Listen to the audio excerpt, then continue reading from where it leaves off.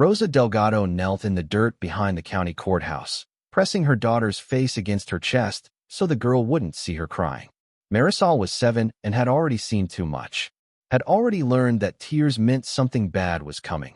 That when Mama's voice got quiet and her hands started shaking, the world was about to shift beneath them again. But Rosa couldn't stop the tears this time. Couldn't swallow them down the way she'd trained herself to do over 3 years of practice. Because what had just happened inside that courtroom wasn't just unfair. It was annihilation dressed up in legal language and delivered with the polite indifference of men who'd never wondered where their next meal was coming from. Her phone buzzed in her pocket. She didn't need to look. It would be one of her brothers. Probably Alejandro, the older one, texting something that sounded sympathetic but carried the weight of victory underneath. Something like, "Rosa, I'm sorry it went this way. You know we love you. Call if you need anything."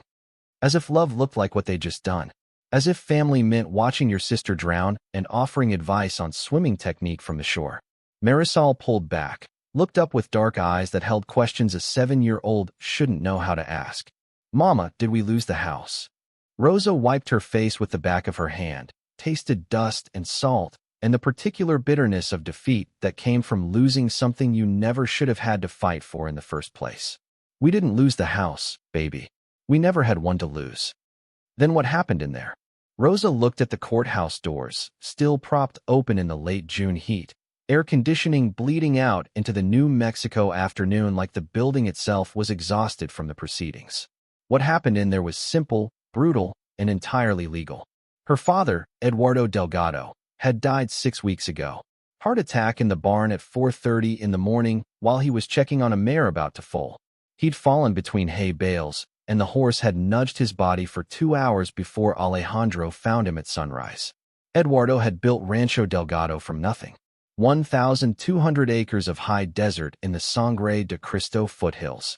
Not the prettiest land in New Mexico, not the most productive, but his. Every fence post driven by his own hands. Every irrigation ditch dug with his own back.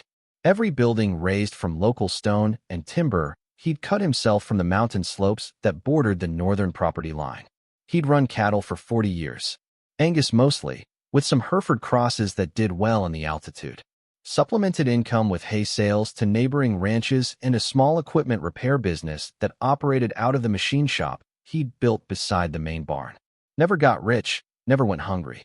The kind of rancher who measured wealth in sunrises and the number of calves that survived their first winter. Eduardo had 3 children. Alejandro, the eldest at 42. Miguel, the middle child at 38. And Rosa, the youngest at 31. The only daughter. The one who'd left. That was the word they used. Left. As if she'd abandoned something sacred instead of marrying a man she loved and following him to Albuquerque, where he'd gotten a job managing a warehouse for a logistics company. As if moving 200 miles south was betrayal rather than the natural progression of a young woman's life.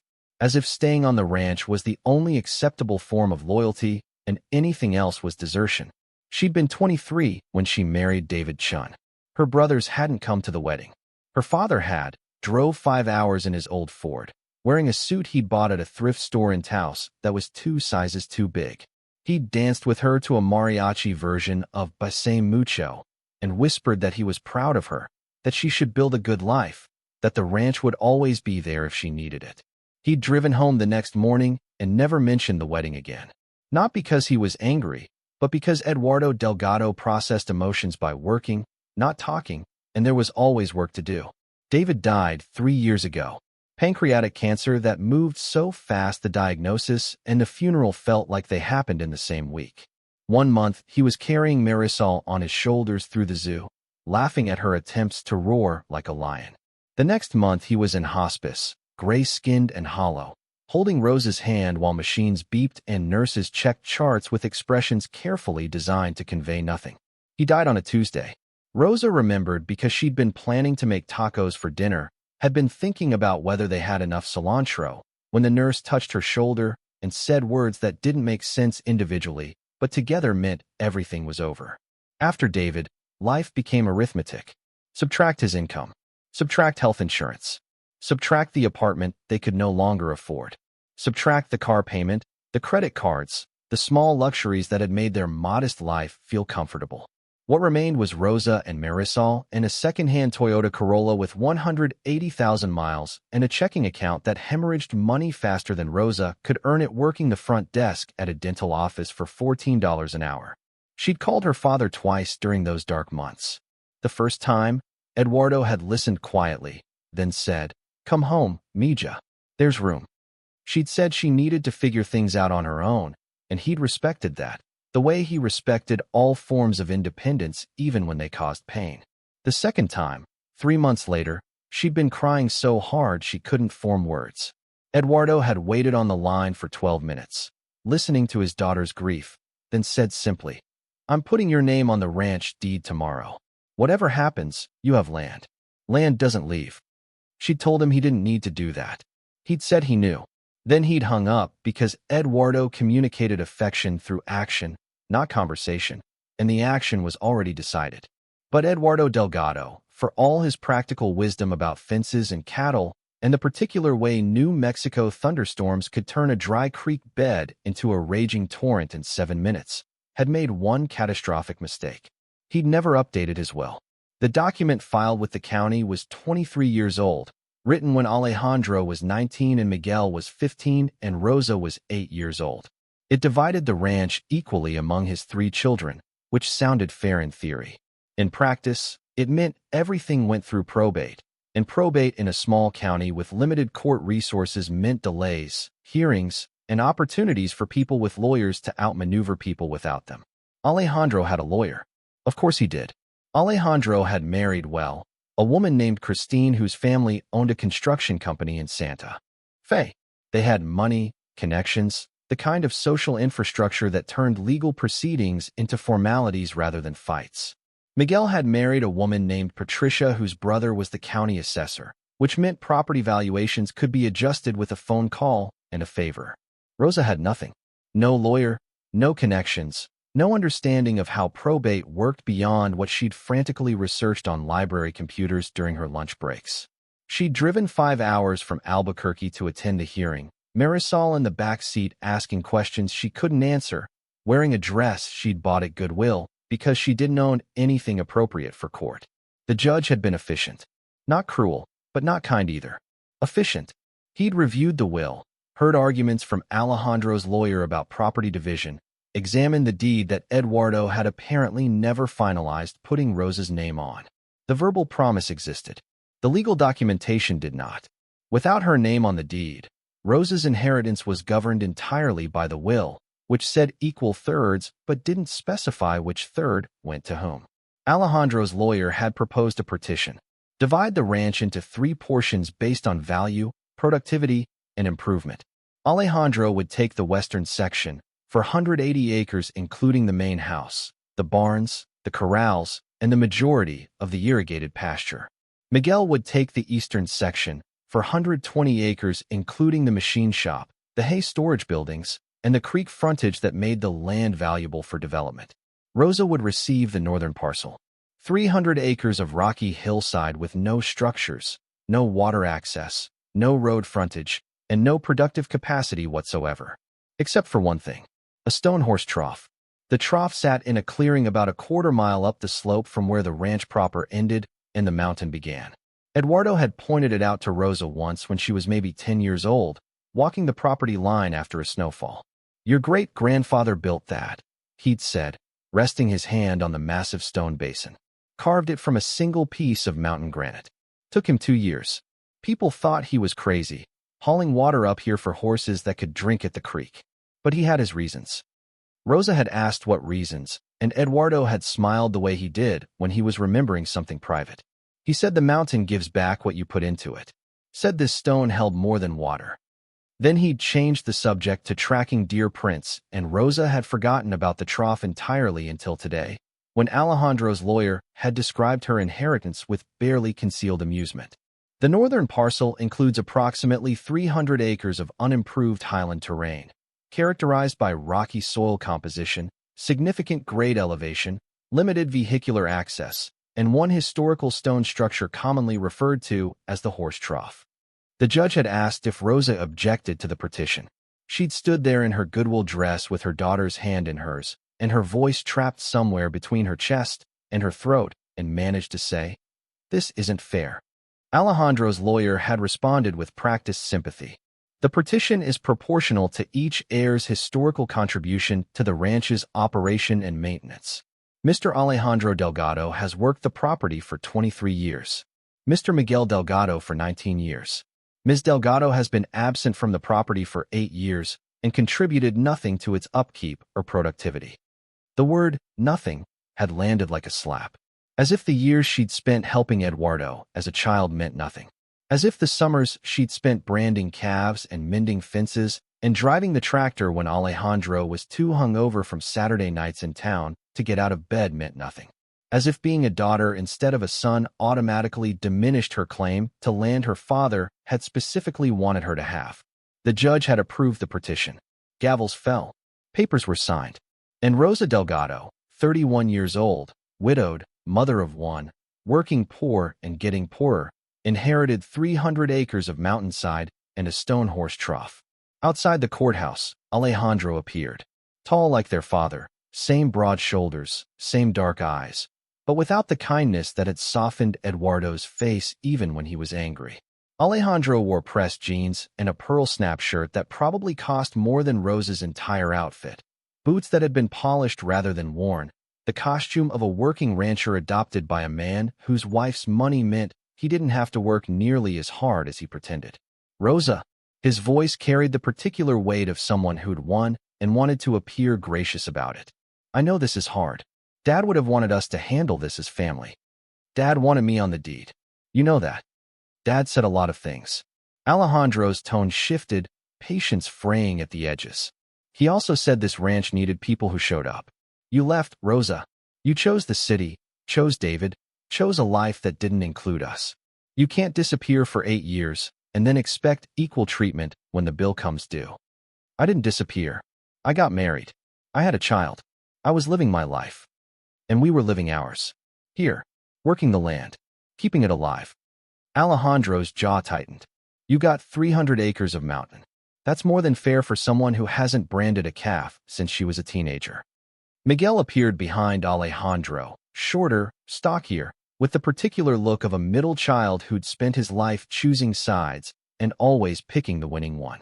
He said nothing, which was its own kind of statement. Solidarity through silence. What am I supposed to do with a mountainside? Rosa heard her own voice crack and hated herself for it. I can't graze cattle on rocks. I can't build anything without road access. You gave me nothing and called it inheritance. We gave you what the land is worth in that section. Blame geography, not family. Alejandro pulled keys from his pocket, conversation over. You're welcome to visit the ranch anytime. It's still home. He walked away. Miguel followed. 2 brothers returning to the property they'd claimed, leaving their sister standing in the dust with a daughter who didn't understand why Mama was crying again. Rosa drove south toward Albuquerque with Marisol asleep in the back seat, and the radio playing songs in Spanish that her father would have hummed along to. The highway stretched out before her like a dare, and she thought about all the things she should have said in that courtroom. Should have hired a lawyer. Should have fought harder. Should have called Eduardo back, said yes to coming home. Been there when the verbal promise could have been turned into legal reality. Should have.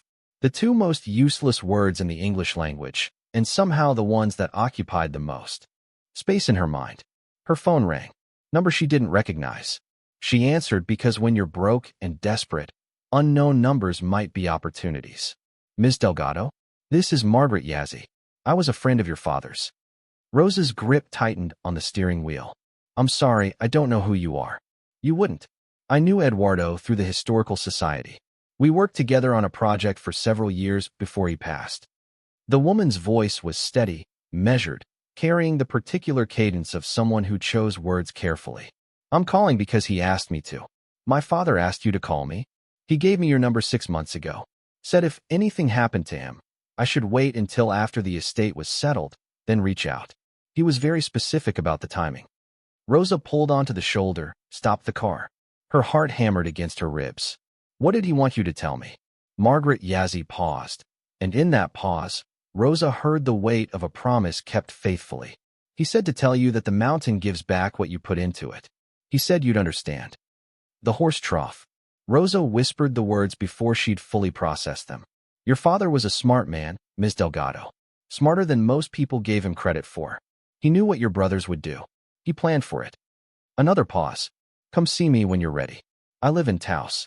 Your father left something with me that will help you understand what you've really inherited. The line went dead. Rosa sat on the highway shoulder, cars passing at 70 miles an hour, each one rocking the Corolla slightly. Her daughter slept. The mountains rose in the distance, dark shapes against a darkening sky, holding secrets in their granite bones. She turned the car around. The drive to Taos took 3 hours, most of it on winding 2-lane roads that climbed through high desert into pine country. Marisol woke as they hit the outskirts of town and announced she was hungry with the uncompromising directness of a child who'd skipped lunch. Rosa had $11 in her wallet. She stopped at a gas station, bought a package of crackers and a juice box and a banana that was mostly brown. Marisol ate without complaint, which was somehow worse than if she'd thrown a tantrum. Children who didn't complain about inadequate food had been trained by circumstance to expect inadequacy. Margaret Yazzi's address led them to a small adobe house on the east side of Taos, set back from the road behind a low wall covered in climbing roses. The house was beautiful in the unassuming way of structures that had been loved for decades, walls thick enough to hold warmth in winter and coolness in summer, wooden vigas extending from the roofline, a turquoise door that had faded to the color of a winter sky. Margaret opened that door before Rosa knocked. 60s, maybe 70, with silver-streaked black hair pulled into a braid that reached her waist. Navajo, from the jewelry she wore, heavy turquoise and silver pieces that looked handmade. Her eyes were the color of dark honey and carried the particular intelligence of someone who'd spent a lifetime studying things most people walked past without seeing. You drove straight here. Not a question. Margaret stepped aside, gestured them in. Eduardo said you would. Said once you heard the words, nothing would stop you. He knew his daughter. The inside of the house was filled with books, not decoratively arranged on tasteful shelves, but stacked on every surface, crammed into cases that bowed under their weight, piled on chairs and tables, and the floor beside the couch. History books, archaeology texts, geological surveys, and what looked like hand-bound journals filled with drawings and notes in multiple handwriting styles. I'm an archaeologist. Margaret answered the question Rosa hadn't asked. Retired from the University of New Mexico. Spent 40 years studying pre-Columbian settlements in the Sangre de Cristo Range. She settled into a chair, motioned Rosa toward the couch. Sit. This will take some explaining.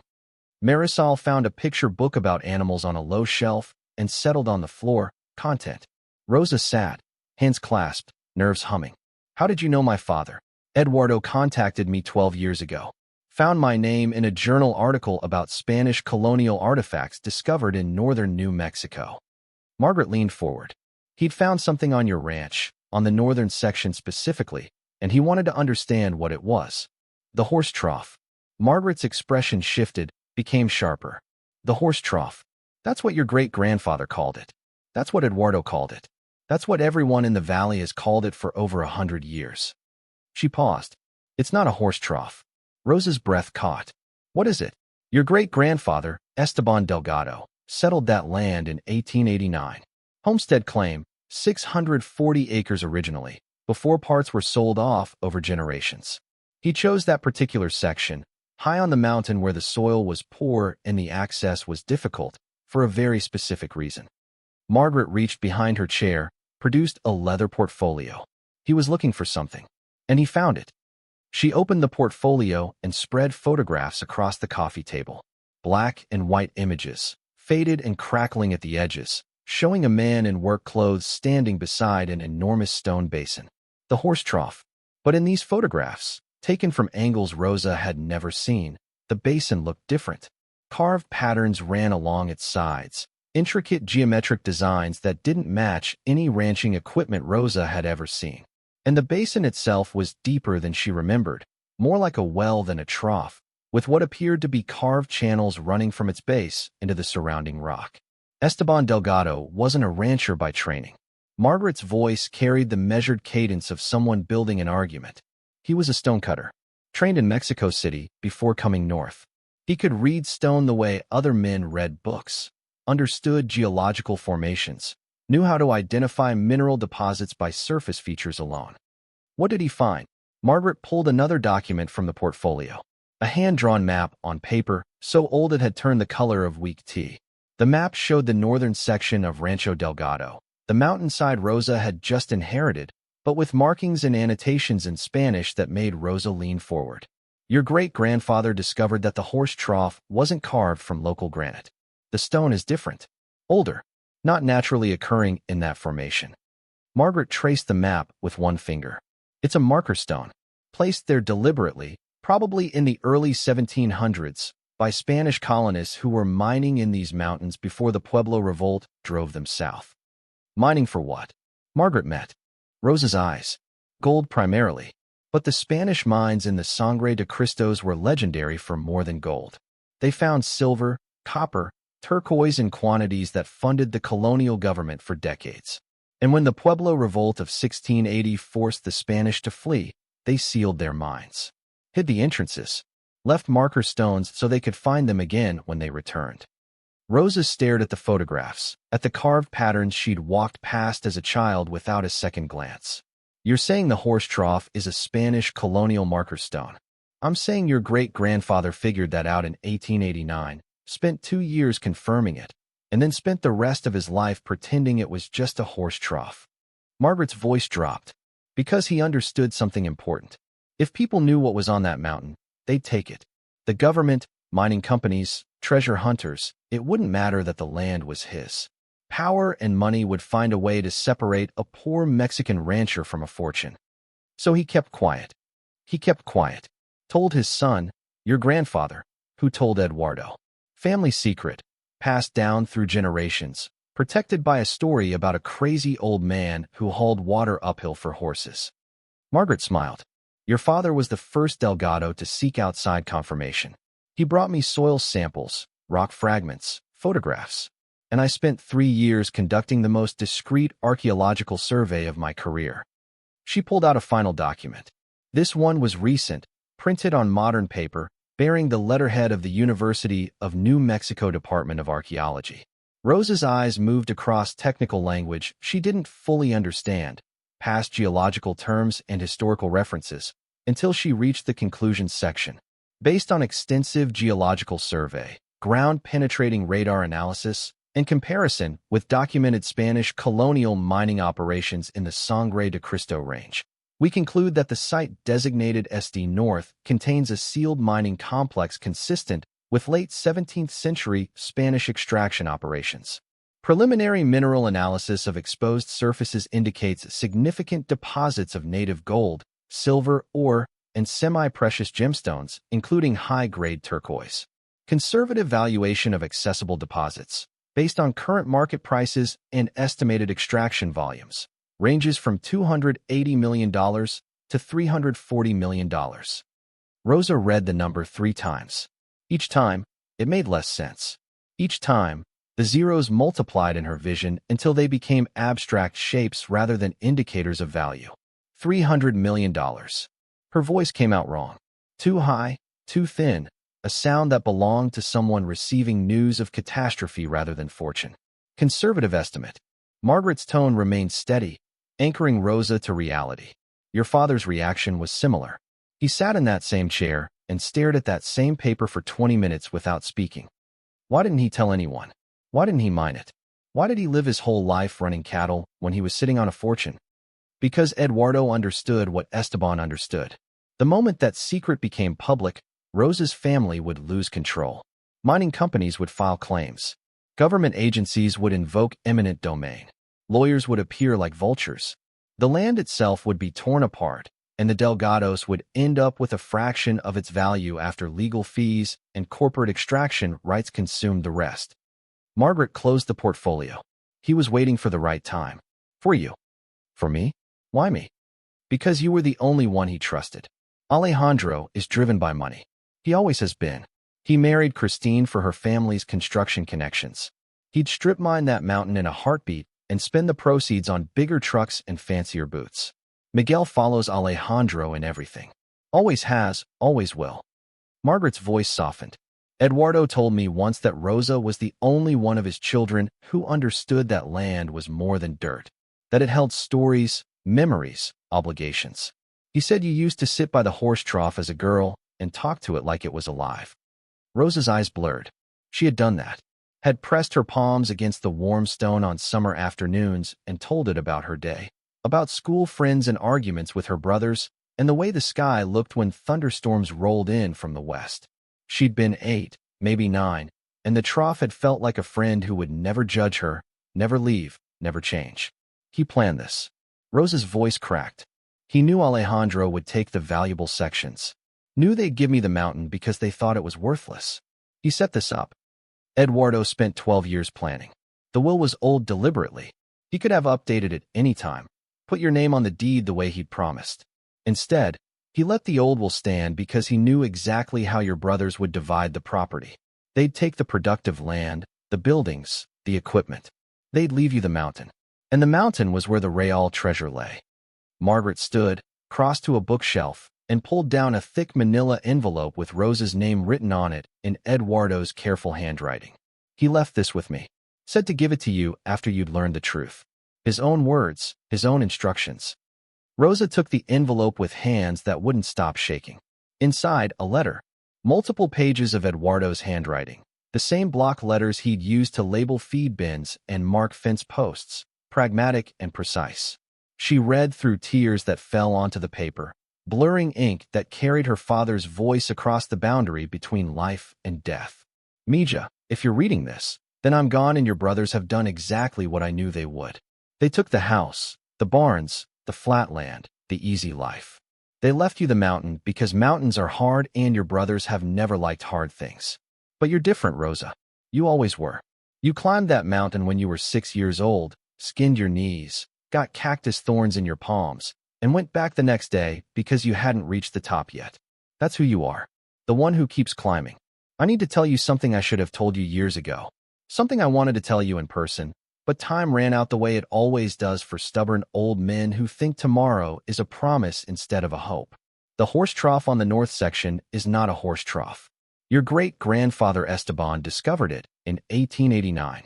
It's a Spanish colonial marker stone from the 1670s, marking the entrance to a sealed mine complex that contains more wealth than our family could spend in 10 lifetimes. I know this sounds impossible. I know you're sitting wherever you're sitting thinking your old man finally lost his mind. But Margaret will show you the evidence. She spent 3 years confirming what Esteban figured out with nothing but his eyes and his knowledge of stone. The treasure is real, Mija. It's been waiting for over 300 years for someone worthy of finding it. I didn't mine it, didn't touch it, didn't tell your brothers, because I knew what it would do to them. Alejandro would sell the mountain to the highest bidder before the ink dried on the deed. Miguel would follow because Miguel always follows. And the land, our family's land, the mountain your great-grandfather chose because he recognized something sacred in its bones, would be destroyed. But you, Rosa, you talked to stones when you were a child. You cried when the old elm tree in the yard died from drought. You understood that land has a soul, that it holds the spirits of everyone who's ever loved it, and that some things are worth more than money even when money is what you need most. I'm giving you the mountain because I trust you to do the right thing. Not the easy thing, not the profitable thing, the right thing. Margaret will help you. She has the documentation, the surveys, the legal framework for a proper archaeological excavation that protects both the treasure and the land. She has contacts at the university, the State Historical Preservation Office, and the Bureau of Land Management. Everything you'll need to do this properly. But here's what matters most, and I need you to listen to your old man one last time. This treasure isn't yours. It belongs to history, to the land, to the people who carved these mountains before any of us were born. You are its guardian, not its owner. Take what you need to survive, to raise Marisol, to build a good life. But protect the rest. Make sure it's handled with respect, with care, with understanding that some things are sacred even when they have a price tag. Your brothers will come for you when they find out. They'll say you cheated, that you knew, that the partition was unfair. They'll hire lawyers, threaten, beg, guilt you with family obligations they've never honored themselves. When that happens, remember this. I chose you. Not because I loved them less, but because I trusted you more.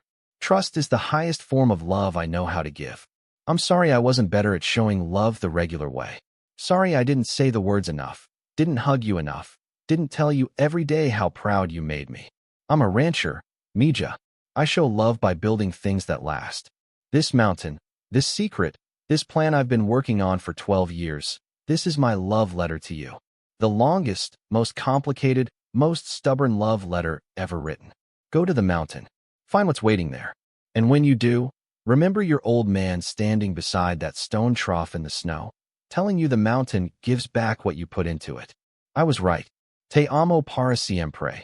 Papa Rosa sat in Margaret Yazzi's living room, holding her father's letter, and cried the way she hadn't cried since David died.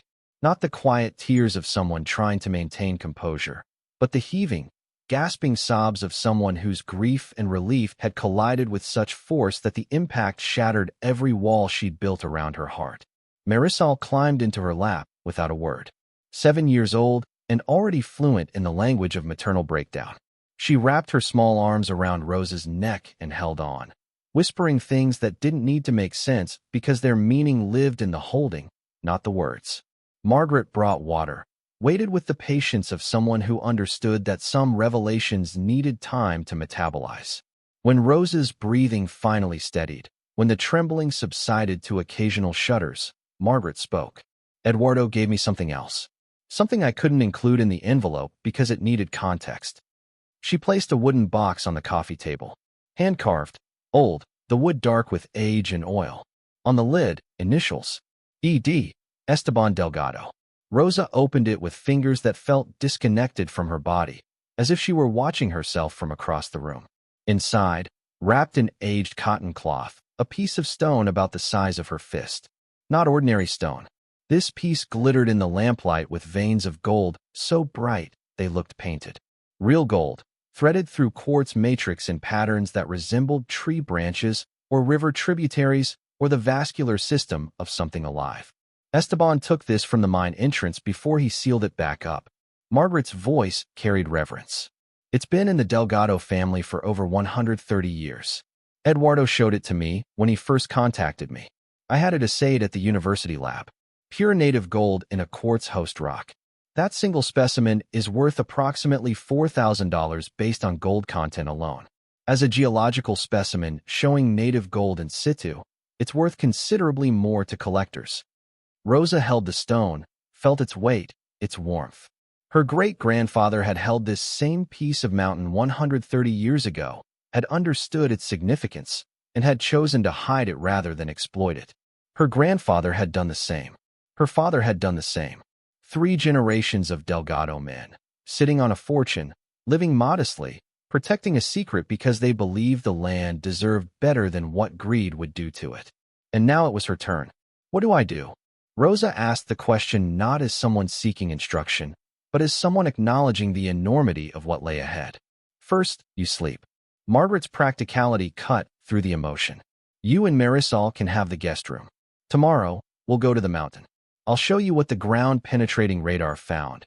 Explain the survey results in terms that make sense outside academic papers. We'll develop a plan. A plan for what exactly?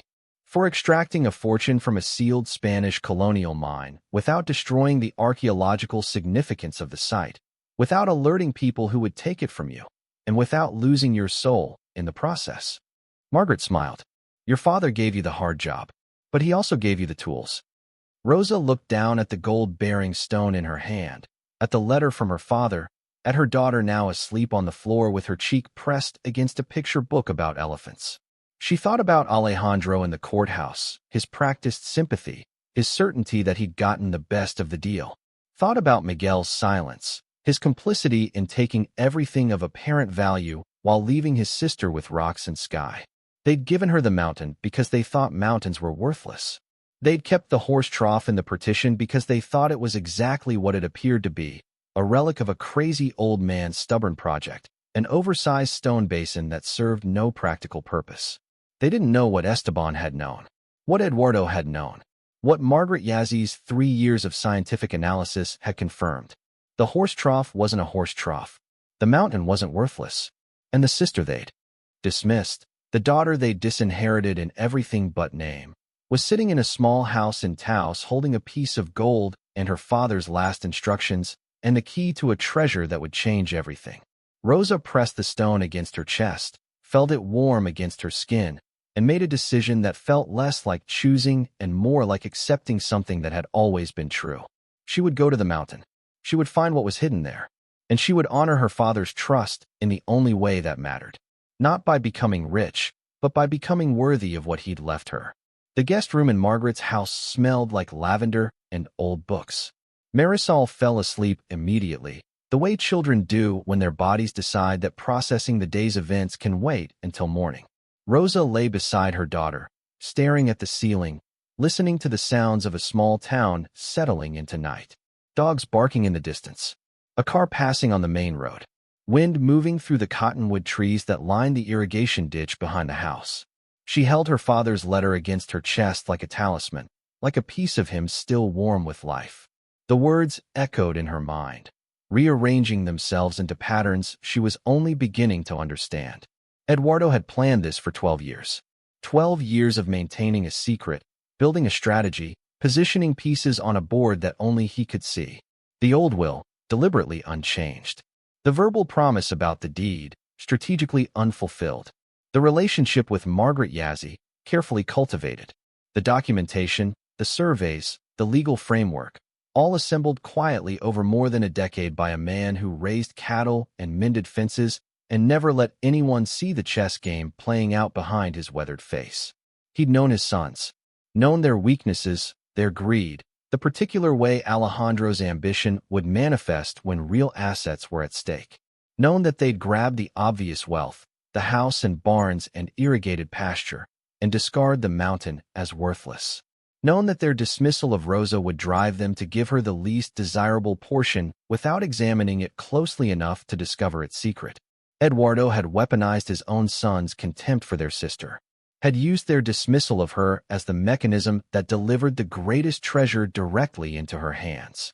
The cruelty they'd inflicted in the courtroom, the petition that was designed to punish her for leaving, had been exactly what Eduardo needed to happen. Rosa almost laughed. Almost. The audacity of it, the sheer strategic brilliance of a man everyone had thought was just a simple rancher, was staggering. Eduardo Delgado had played a 12-year game of chess against opponents who didn't even know they were sitting at the board. But the laughter died before it reached her throat, replaced by something heavier. Because Eduardo's plan, for all its brilliance, had required one essential element. His own death. He'd known he wouldn't live to see it through. The heart condition he'd never mentioned to his children, the doctor's warnings he'd apparently ignored, the slow deterioration he'd hidden behind the stoic mask of a man who measured his worth in work rather than years. He'd planned this knowing he'd die before Rosa discovered the truth. He'd died alone in a barn at 4:30 in the morning, and his last act of love was a letter she wouldn't read for months, a secret she wouldn't learn until after his funeral, a treasure she wouldn't find until after his sons had stripped everything else away. Love didn't always look like love. Sometimes it looked like a chess game played across years, a secret kept at the cost of closeness, a plan executed from beyond the grave by a man too proud to say the words he'd written so carefully in his final letter. Te amo para siempre. I love you forever. Rosa pressed her face into the pillow and cried quietly, carefully, so as not to wake Marisol. She cried for Eduardo, for David, for herself, for the life she'd lost, and the life she might be about to find. She cried until the tears ran out and all that remained was a hollow calm that felt like the moment before a thunderstorm, when the air goes still and the sky turns green and the world holds its breath waiting for what comes next. What came next was the mountain. She slept 3 hours, woke before dawn to find Margaret already in the kitchen, coffee brewing, maps spread across the table. The older woman moved with the purpose of someone who'd been waiting for this day and understood that delays served no one. I've arranged for a colleague to watch Marisol today. Margaret poured coffee, strong and black. We need to go to the site without distractions. I'm not leaving my daughter with a stranger. Dr. Helen Crane isn't a stranger. She's a retired pediatrician who lives next door and has been watching children in this neighborhood for 20 years. She has cookies, coloring books, and a cat named Professor Whiskers. Margaret's tone left no room for argument. Marisol will be safer and happier here than climbing a mountain in the heat. Rosa wanted to argue. Every instinct screamed to keep Marisol close. The reflexive protectiveness of a single mother who'd learned that the world could take everything without warning. But Margaret was right. The mountain was no place for a 7-year-old, and what they needed to do required focus. Dr. Crane arrived at 7, a small woman with white hair and the kind of smile that made children trust her instantly. Marisol was suspicious for approximately 90 seconds before Professor Whiskers appeared and all reservations evaporated. Rosa kissed her daughter's forehead, gave emergency numbers, and left with the particular ache of a parent walking away from their child even when walking away was the right choice. Margaret drove a Jeep that had been modified for backcountry access. Four-wheel drive, reinforced suspension, and a cargo area packed with equipment Rosa didn't recognize. Ground-penetrating radar unit, survey stakes, geological hammers, sample bags, and what looked like a military-grade GPS system. We're going in through the West Access Road. Margaret navigated dirt tracks that made Rosa's Corolla seem absurdly inadequate. Your brothers don't control that route. It connects to BLM land and technically provides legal access to your parcel without crossing their property. You've thought about this. Your father and I planned this for 3 years after the survey was complete. Every contingency. Margaret downshifted as the Jeep climbed. Eduardo was thorough. He researched water rights, mineral rights, access easements, and historical preservation statutes. He consulted with lawyers in Albuquerque and Santa Fe. Quietly, always quietly. The road ended at a gate marked with survey stakes and fresh orange paint. Margaret had the combination. Beyond the gate, a 2-track trail wound uphill through pinyon and juniper, climbing steadily toward the ridgeline where the northern parcel began. Rosa felt it before she saw it. A shift in the air, a density in the silence. The particular quality of stillness that certain places possess when they've been holding secrets long enough that the secrets become part of the landscape itself. The clearing opened before them like a room without walls. Mountain on 3 sides, sky above, and in the center, the horse trough. It was larger than she remembered. Or maybe she was smaller now, closer to the ground, her adult perspective revealing dimensions that childhood had compressed. The basin was carved from a single piece of stone, easily 8 feet long, 4 feet wide, and 3 feet deep. Gray granite with veins of pink and white running through it like frozen rivers. The carved patterns Margaret had shown in photographs were more visible in person, geometric designs that spiraled along the outer edges, worn smooth by time and weather, but still discernible. Rosa placed her palm against the stone.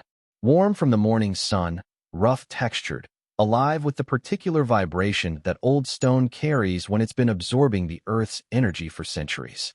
She'd done this as a child, pressed her hands against this surface and felt something she couldn't name, something that hummed beneath the stone like a heartbeat. "Hello, old friend," she whispered, and was surprised to find she wasn't embarrassed. Margaret set up the ground-penetrating radar, moving with the efficiency of someone who'd done this hundreds of times. She walked a grid pattern around the trough, studying the display screen, marking positions with small flags. What did Eduardo see that made him contact you? Rosa watched the process, trying to understand. He noticed that the carved patterns weren't decorative. They're directional. Margaret pointed to the geometric designs. These spirals indicate compass orientations. This series of interlocking squares represents depth measurements using the old Spanish Vara system. And these symbols along the base aren't random patterns. They're a map. Rosa crouched beside the trough, studying the carvings with new eyes. What she'd always seen as decoration now resolved into something purposeful. The spirals did seem to point in specific directions. The squares were arranged in a pattern that could represent distances. And the symbols along the base, when she traced them with her finger, felt less like art and more like instructions. Esteban figured this out. Rosa's voice carried wonder. A stonecutter reading stone language. Exactly. The Spanish colonial miners who placed this marker stone expected that future miners would understand the symbology. They used a standardized system for marking mine entrances and deposit locations. Margaret finished her grid walk, examined the display. "Come look at this." Rosa joined her, stared at the screen showing subsurface imagery that looked like a weather map of the underground. layers of rock and soil rendered in different colors based on density and composition. See this? Margaret pointed to a large anomaly directly beneath the horse trough. That's a void, a chamber approximately 12 feet below the surface. And these? She traced lines extending from the chamber. Tunnels, multiple passages radiating outward from a central room. Classic Spanish colonial mine layout. The image showed a network of underground passages that extended beneath the mountainside like the root system of an enormous tree. The central chamber sat directly under the trough, with at least 6 tunnels branching outward at various depths and angles. Some appeared to dead end. Others seemed to extend beyond the range of the radar. The entrance would be here. Margaret walked to the northern side of the trough, where the stone sat closest to the mountain slope. Underground approach, probably sealed with fitted stone blocks. Esteban may have opened it, may have entered. The journal entries your father found suggest he did. What journal entries? Margaret reached into her pack, produced a Ziploc bag containing pages of handwritten text, so old the paper had become translucent. Esteban kept records, written in a mixture of Spanish and Nahuatl that took me 2 years to fully translate. She handled the pages with the care of someone touching religious artifacts. He describes entering a sealed chamber through a passage behind the marker stone. He describes what he found inside. Rosa took the bag, held it up to the light, tried to read the faded handwriting through the plastic. The Spanish she could partially decipher. The Nahuatl was beyond her, but certain words leapt from the page with unmistakable clarity. Oro, gold, plata, silver, tesoro, treasure, and a phrase that Rosa translated slowly, word by word, her lips moving as she worked through the archaic phrasing. La Montana guarda lo que los hombres codician, pero solo entrega su regalo a los que merecen recibirlo. The mountain guards what men covet, but only delivers its gift to those who deserve to receive it. Rosa looked up from the pages, looked at the horse trough, at the mountain rising behind it, at the sky stretching blue and infinite above. Her great-grandfather had stood in this exact spot 130 years ago and understood something that Alejandro, with all his ambition and Christine's money and lawyers and expensive suits, would never comprehend. The mountain chose its people, and the mountain had chosen Rosa. Margaret set up equipment around the northern face of the horse trough for the next 2 hours while Rosa helped carry gear and listened to explanations that turned a lifetime of assumptions inside out. Every few minutes, Rosa would stop what she was doing and press her hand against the stone, as if confirming it was still real, still solid, still holding the secret it had held since before her great-grandfather was born. The carved symbols along the base weren't random. Margaret had spent months decoding them, cross-referencing with Spanish colonial mining records preserved in archives in Mexico City and Seville. The spiraling patterns indicated direction. The interlocking squares represented distances measured in varas, the Old Spanish unit roughly equivalent to 33 inches. And the symbols along the base formed a specific sequence of instructions for locating and opening the sealed entrance. Esteban's journal describes the process. Margaret consulted her translation notes. He writes about removing fitted stones from the northern face, following the carved channel downward approximately 3 meters to a sealed door made of timber and iron. Behind the door, a passage wide enough for one man, descending at a steep angle for approximately 20 meters before opening into the main chamber. And you think the entrance is still intact after 300 years? Spanish colonial miners were exceptional engineers. They built to last, often incorporating the natural rock formations into their constructions. The sealed entrance would have been designed to withstand centuries of weathering. Margaret finished calibrating the radar and ran another pass along the northern face of the trough. And based on what I'm seeing here, nobody has disturbed it since Esteban resealed it in 1891. Rosa watched the screen, trying to interpret the colored patterns. How do you know he resealed it? His journal. The last entry about the mine describes replacing the fitted stones and covering the entrance with soil and brush. He writes, "I have closed the door because the world is not ready for what lies behind it. Let the mountain keep its secret until someone comes who will honor it rather than devour it." Margaret looked up from the screen. Your great-grandfather was a philosopher as well as a stonecutter. Runs in the family apparently. Rosa thought of Eduardo's letter, the careful language, the strategic thinking hidden beneath the surface of a simple rancher's life. So what's the plan? We just start digging? Absolutely not. Margaret's voice carried the sharp edge of academic horror. Uncontrolled excavation of a historically significant site would be both illegal and unconscionable. We need permits from the State Historic Preservation Office, archaeological oversight, environmental impact assessment, and a detailed excavation plan approved by the relevant authorities. How long does all that take? Under normal circumstances, 6 months to a year. Margaret saw Rosa's face fall and held up a hand. But your father anticipated that. He began the permit process 8 months before he died. Filed preliminary applications with the SHPO under a research exemption, using my university credentials as the academic sponsor. The applications are pending. With proper follow-up, we could have approval within 6 to 8 weeks. 6 weeks. Rosa did the math in her head. 6 weeks of living on nothing, feeding Marisol on crackers and gas station bananas, hoping the Corolla didn't finally die. 6 weeks of her brothers enjoying the ranch house, while she slept in a car that smelled like old upholstery and desperation. Margaret read her thoughts with uncomfortable accuracy. Eduardo left funds for this stage. Not much, but enough. $12,000 in a trust account managed by a lawyer in Taos, designated for your living expenses during the permit process. He thought of everything, Rosa. Apparently. Rosa's voice cracked between gratitude and grief. He thought of everything except staying alive long enough to see it through. They spent the rest of the morning documenting the site.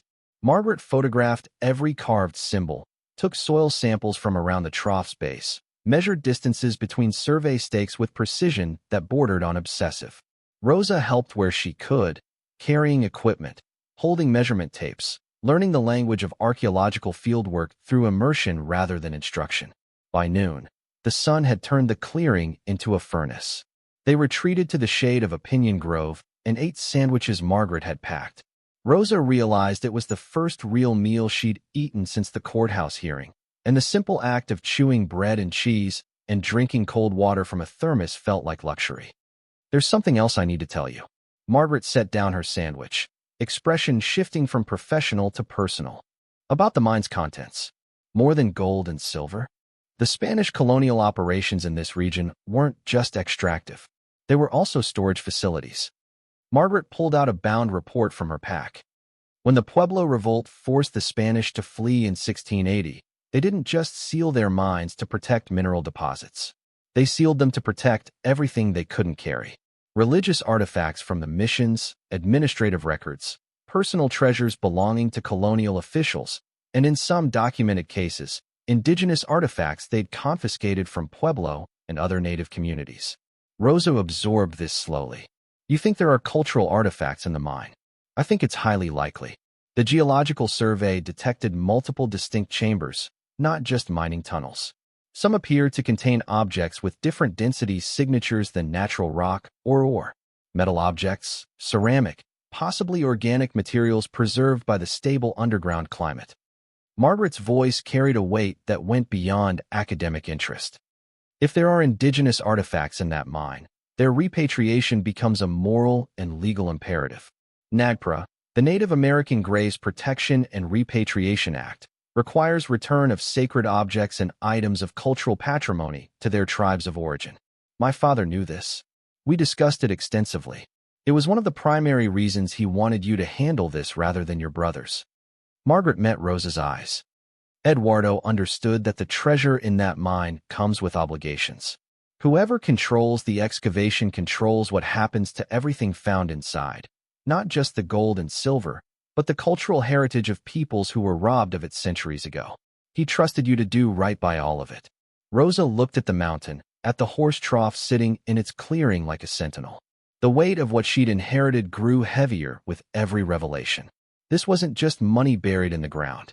It was history, responsibility, the accumulated consequence of 300 years of human ambition and displacement and loss.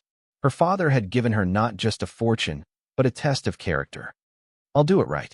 Rosa said the words as much to the mountain as to Margaret. Whatever that means, however hard it is, I'll do it right. Margaret smiled the quiet smile of someone whose faith in another person had just been confirmed. Your father said you'd say exactly that. The 6 weeks that followed were the strangest of Rosa's life. Margaret arranged for her and Marisol to stay in a small casita behind the Taos house, a one-room adobe with a kitchenette and a bathroom so small you could wash your hands while sitting on the toilet. It was modest, cramped, and approximately 10,000 times better than living in the Corolla. The trust fund Eduardo had established covered rent, groceries, gas, and the basic necessities that had been luxuries for months. Rosa enrolled Marisol in a local summer program run by a community center where the children learned art and gardening and spoke Spanish with the easy fluency of kids raised in bilingual homes. Marisol flourished. Within a week, she had friends, a favorite teacher, and a sunburn from spending too much time in the garden. She stopped asking when they were going home, because for the first time since David died, they had one. Rosa spent her days working with Margaret on the permit applications. The process was mind-numbing in its complexity, forms requesting information about soil composition, archaeological significance, environmental impact, cultural sensitivity, stakeholder notification, and a dozen other categories that seemed designed to discourage anyone without a PhD and infinite patience. Margaret handled the academic portions with practiced efficiency while Rosa tackled the legal and administrative elements, drawing on her paralegal training in ways she hadn't expected. "You're good at this." Margaret looked up from a grant application one afternoon, genuine surprise in her voice. "Eduardo said you worked in law." "Paralegal. 5 years at a firm downtown before everything fell apart." Rosa organized documents with the efficiency of someone whose previous career had trained her to manage complexity. "I never thought I'd use those skills for anything again. Life has a way of recycling our abilities. Nothing's wasted." Margaret handed her another form. "This one needs a property ownership verification. You'll need to file it with the county along with your partition deed." The mention of the partition sent a familiar spike of anger through Rosa's chest.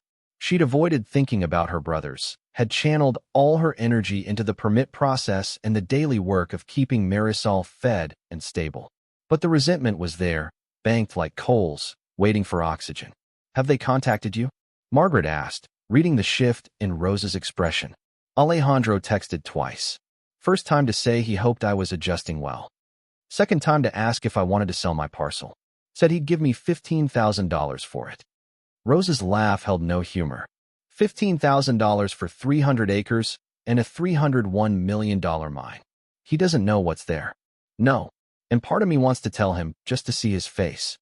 Rosa caught herself. "But I won't. Not yet. Not until everything's in place." "Your father's patience." Margaret nodded approval. "You inherited the right things." The permits came through in 5 weeks, faster than Margaret had anticipated. The State Historic Preservation Office had been intrigued by the preliminary evidence, enough to expedite the review process and assign a state archaeologist to oversee the excavation. Dr. James Kowalski arrived from Santa Fe on a Thursday morning, driving a state vehicle loaded with excavation equipment and the particular enthusiasm of a man who'd spent 20 years digging up pottery shards and suddenly found himself assigned to something that could redefine his career. Dr. Yazzi's preliminary survey is extraordinary. Kowalski shook Rosa's hand with the intensity of someone meeting a celebrity. If even half of what the radar shows is accurate, this could be the most significant Spanish colonial discovery in New Mexico since the Comanche artifacts at Pecos in the 1990s. Rosa liked Kowalski immediately. 50s, balding, with the kind of sun damage that came from decades of outdoor work and a complete disinterest in sunscreen. He talked fast, moved faster, and treated the mountain with the reverence of someone who understood that dirt held stories and stories deserved respect. The excavation began on a Monday morning. Rosa, Margaret, Kowalski, and a team of 4 graduate students from UNM assembled at the horse trough with the nervous energy of people standing at the edge of something enormous. The students were young, eager, and clearly starstruck by Margaret's reputation in the field. They set up workstations, established a grid system around the trough, and began the painstaking process of removing soil from the northern face one careful layer at a time. Rosa worked alongside them. She hadn't planned to, had assumed she'd observe from a distance while professionals handled the delicate work. But something pulled her toward the dirt, toward the physical labor of uncovering what her family had protected for generations. She picked up a trowel, knelt in the dust, and began scraping soil away from stone with the patience her father had taught her without either of them knowing what it was for. The first day yielded the fitted stones Margaret had predicted. Precisely cut blocks of granite, each one measuring approximately 12 inches square, arranged in a pattern that was clearly manufactured rather than natural. The mortar between them had been mixed with a compound that resisted weathering, a Spanish colonial technique that used volcanic ash and lime to create bonds stronger than modern cement. Beautiful workmanship. Kowalski ran his fingers along the seams. This is consistent with late 17th century Spanish masonry. The same techniques used in mission construction and military fortifications. By Wednesday, they'd cleared enough soil to reveal the outline of a doorway.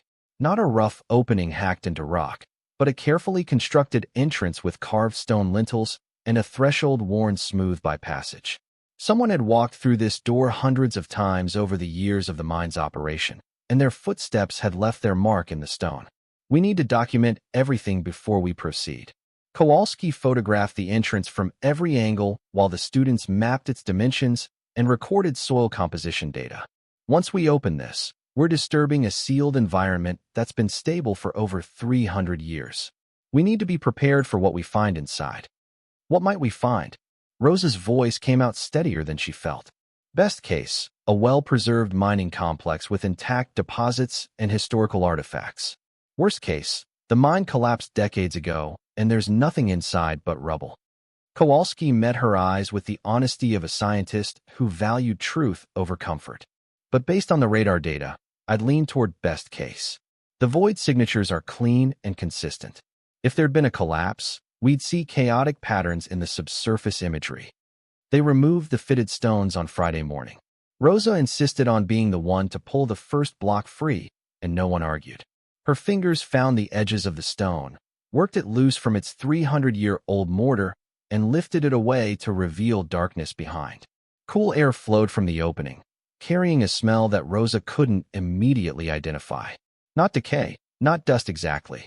Something mineral and ancient, the breath of a mountain exhaling for the first time in 3 centuries. Stone by stone, they dismantled the sealed entrance. Each block was cataloged, numbered, and carefully set aside for potential reconstruction. The doorway that emerged was roughly 5 feet tall and 3 feet wide, framed by carved granite that bore the same geometric symbols as the horse trough above. Beyond it, a passage descended into the earth at an angle of approximately 30 degrees. I need to go first. Kowalski strapped on a headlamp and pulled on nitrile gloves. State protocol for unknown underground spaces. We need to test air quality before anyone else enters. He disappeared into the passage with an air quality meter and a radio, narrating his descent in the clipped professional tone of someone suppressing excitement with training. Passage approximately 3 feet wide, 6 feet high, carved from natural rock, tool marks visible on walls. Floor is packed earth, appears stable. No evidence of water intrusion or structural compromise. The radio crackled with each transmission. Rosa stood at the entrance, hands clenched, heart hammering. Margaret stood beside her, face composed but eyes bright with anticipation. Reaching level section. Passage widens. I'm seeing, hold on. Kowalski's voice changed. The professional tone cracked, replaced by something raw and human. Oh my God, James. Margaret grabbed the radio. Report. I'm in the main chamber. I need everyone down here. Now. Bring cameras, bring everything. You need to see this. Rosa moved before Margaret could stop her. Down the passage, ducking beneath the low ceiling, one hand trailing along the cool stone wall, the other holding a flashlight that threw jumping shadows ahead of her. The descent was steeper than she'd expected, and twice she had to brace herself against the walls to keep from sliding. The air grew cooler with each step, the smell stronger, that mineral scent mixed now with something else. Metal. The unmistakable tang of oxidized metal, sharp and electric on her tongue. The passage leveled out, widened, and opened into a space that stopped Rosa's breath in her chest. The chamber was enormous. Not the cramped tunnel she'd imagined, but a cathedral carved from living rock. The ceiling rose 15 feet above a floor that stretched maybe 40 feet in every direction. Natural stone pillars supported the roof where miners had left columns of rock intact to prevent collapse. And in the light of Kowalski's headlamp, which swept the space like a lighthouse beam, the walls glittered. Gold. Veins of it running through the quartz matrix of the chamber walls like frozen lightning. Not the thin traces she'd seen in Esteban's sample, but thick bands of yellow metal that caught the light and threw it back in shades that ranged from pale butter to deep amber. The walls looked alive, pulsing with color as the light moved across them, as if the mountain's heart was beating behind the stone and its blood was molten gold. But the gold in the walls wasn't what had broken Kowalski's professional composure. Along the far wall, stacked in neat rows that spoke of careful organization rather than hasty abandonment, sat wooden crates. Dozens of them, old beyond reckoning, their timber dark and dry but remarkably intact in the stable underground climate. Some had been opened, lids removed or broken, and from them spilled objects that made the gold in the walls look like pocket change. Silver ingots, each one stamped with the Spanish royal seal. Rosa counted rows, estimated columns. Hundreds of them, stacked like bricks, their surfaces tarnished to black, but their weight unmistakable as Kowalski lifted one and handed it to her. 20 pounds of solid silver in a bar the size of a loaf of bread. There must be 4 or 5 tons of silver here. Kowalski's voice had lost all professional detachment. These are smelted bars, processed and stamped for transport to Mexico City. They never made it out before the mine was sealed. Rosa set the silver bar down carefully, moved deeper into the chamber. More crates yielded more treasures. Gold or sorted by grade, the highest quality pieces glowing even under artificial light. Bags of raw turquoise, the stones ranging from robin's egg blue to deep teal, some the size of walnuts, some the size of her fist. Copper ingots darkened by patina, but solid and heavy. In the back of the chamber, separated from the mining materials by what appeared to be a deliberate partition of stacked stone, a different kind of treasure entirely. Wooden boxes, smaller and more carefully constructed than the ore crates. Rosa opened one with trembling hands and found ceramics, pottery vessels painted with designs she recognized from museum exhibits about Pueblo cultures. Black and white geometric patterns, animal figures, rain symbols, the visual language of peoples who had lived in these mountains for thousands of years before the Spanish arrived. Another box held metalwork, not Spanish silver or colonial currency, but jewelry and ceremonial objects that bore the unmistakable craftsmanship of indigenous artisans. Turquoise set in silver with techniques predating European contact. Shell ornaments carved with symbols Rosa didn't recognize. A headdress of hammered copper and turquoise that looked like it belonged in a museum behind glass and a security system. These are confiscated items. Margaret had entered the chamber and was kneeling beside one of the boxes, handling its contents with the reverence of an archaeologist encountering the find of a lifetime. The Spanish colonial administration routinely seized religious and ceremonial objects from indigenous communities. They considered them pagan artifacts that needed to be destroyed or secured. Her voice thickened. These were supposed to be destroyed. Instead, someone hid them. Someone chose preservation over orders. A colonial officer with a conscience. Kowalski knelt beside a crate of pottery, photographing each piece in situ before touching it. Or a pragmatist who recognized their value. Margaret lifted a turquoise necklace from a box, held it up to the light. Either way, these artifacts have been missing from the historical record for over 300 years. Their return to their communities of origin will be, she paused, searching for words adequate to the moment, transformative. Rosa stood in the center of the chamber, surrounded by wealth that staggered comprehension. Gold in the walls worth hundreds of millions. Silver ingots worth tens of millions more. Turquoise, copper, cultural artifacts whose value transcended money entirely.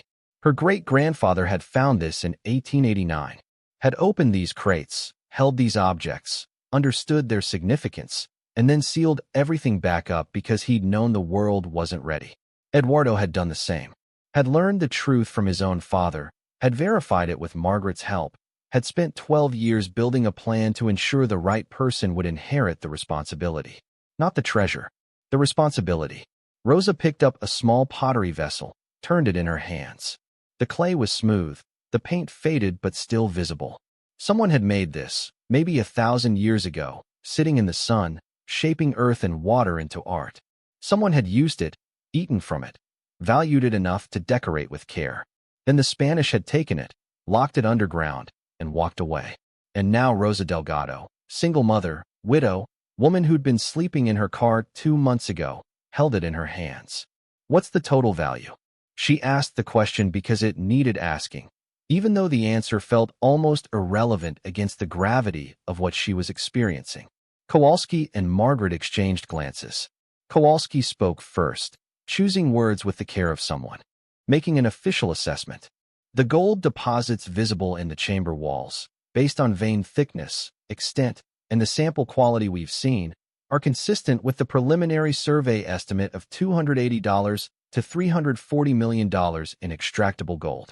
The silver ingots represent perhaps another $15 to $20 million at current market prices. The turquoise, depending on quality and market conditions, could be worth $5 to $10 million. And the cultural artifacts? Rosa already knew the answer. Priceless. Margaret's voice carried absolute certainty. You cannot put a dollar figure on 300 years of stolen heritage. These pieces belong to the Pueblo communities they were taken from. Their value is beyond monetary calculation. So we return them. Yes. Margaret's eyes glistened. We return them. Rosa stood in the underground chamber and felt the mountain settle around her like an embrace. Like her great-grandfather's arms, like Eduardo's arms, like the arms of every Delgado who'd kept this secret and waited for the right person to arrive. The mountain gives back what you put into it. Esteban had put in patience, secrecy, sacrifice. Eduardo had put in 12 years of planning, a lifetime of pretending, and his final breath in a barn at 4:30 in the morning. Rosa had put in everything she had left, which was nothing except determination and the willingness to climb a mountain because her father asked her to. And the mountain had given back. The next 3 weeks blurred into a frenzy of activity that made Rosa's head spin.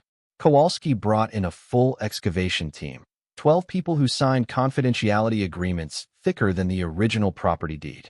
They worked methodically, cataloging every item in the chamber, photographing, measuring, sampling. The state archaeologist filed preliminary reports with the SHPO and the Bureau of Land Management that used careful academic language to describe what was, in plain terms, the most significant archaeological discovery in New Mexico in decades. Margaret contacted tribal representatives from Oque-Owenja, Taos Pueblo, San Ildefonso, and 4 other Pueblo communities whose cultural artifacts had been identified in the mine. The meetings were emotional, fraught with centuries of historical trauma and the sudden hope of recovery. Elders wept at photographs of objects their oral histories described, but no living person had seen. Younger tribal members approached with cautious optimism, aware that promises from non-native individuals about artifact repatriation had a long history of remaining unfulfilled. Rosa attended every meeting, spoke little, listened much. She understood that her role was not to position herself as savior or benefactor, but to acknowledge the theft that had preserved these objects and commit to their return without conditions or delays. My family has been guarding these things without knowing their full significance. Rosa addressed a gathering of tribal elders at Oque-Owenja, her voice steady despite the emotional weight. My great-grandfather chose to protect them rather than profit from them. My father did the same. I intend to continue that tradition. These artifacts are yours. They have always been yours. My only role is to make sure they get back to you safely. The elder who responded, a woman in her 80s named Clara Trujillo, studied Rosa for a long time before speaking. Your great-grandfather was a good man. The land remembers good men. And their granddaughters. She reached across the table and took Rosa's hand. We accept your offer, and we thank the mountain for keeping our ancestors' belongings safe. The mineral rights assessment took longer and involved lawyers whose hourly rates made Rosa physically ill until Margaret reminded her that Eduardo's trust fund covered legal expenses as well. A mining engineer named Robert Castillo, brought in from Colorado School of Mines, spent a week evaluating the gold deposits and produced a report that confirmed the preliminary estimates. Conservative valuation of extractable gold, accounting for mining costs, processing, environmental compliance, and market fluctuations, is approximately $301 million. Castillo delivered the number with the flatness of someone for whom large figures were routine. The deposit is exceptional. high-grade, or in stable formations with multiple access points from the existing tunnel system. Extraction could be accomplished with minimal environmental impact using modern techniques. $301 million. Rosa heard the number and felt nothing, which frightened her more than anything. She'd expected elation, relief, the giddy rush of sudden wealth that movies portrayed with champagne and tears of joy. Instead, she felt the weight of responsibility settle deeper onto her shoulders. This money wasn't a windfall. It was a burden her family had carried for generations, and now it was hers to manage. The legal framework Eduardo had established through his house lawyer, a man named Daniel Herrera who'd been Eduardo's friend for 30 years, proved remarkably robust. Eduardo had created a trust specifically for the management of mineral rights on the northern parcel. The trust named Rosa as sole trustee with full authority over extraction decisions. He'd also filed mineral rights claims with the county that predated the partition, establishing that subsurface rights on the northern parcel belonged to the property owner independently of the surface land division. Your brother's lawyers might challenge this. Herrera spread documents across his desk during one of their many meetings. But Eduardo was meticulous. The mineral rights filing is solid. The trust is properly constituted. And the partition order from the court specifically assigns the northern parcel to you with all appurtenances, which legally includes mineral rights unless explicitly excluded, which they weren't. Alejandro's lawyer didn't think to exclude mineral rights because nobody thought there were any worth claiming. Rosa felt the ghost of her father's chess game hovering over the documents. Exactly. Eduardo's strategy depended on your brother's assumptions about the land's value. Their own greed blinded them to the possibility that the least desirable parcel might hold the greatest treasure. Herrera smiled. Your father was the smartest rancher I ever knew, and I've known a lot of ranchers. The news broke on a Tuesday morning, not through any deliberate announcement, but through the kind of information leak that was inevitable when 12 people with confidentiality agreements went home at night and mentioned to spouses and friends that they were working on something incredible up in the Sangre de Cristos.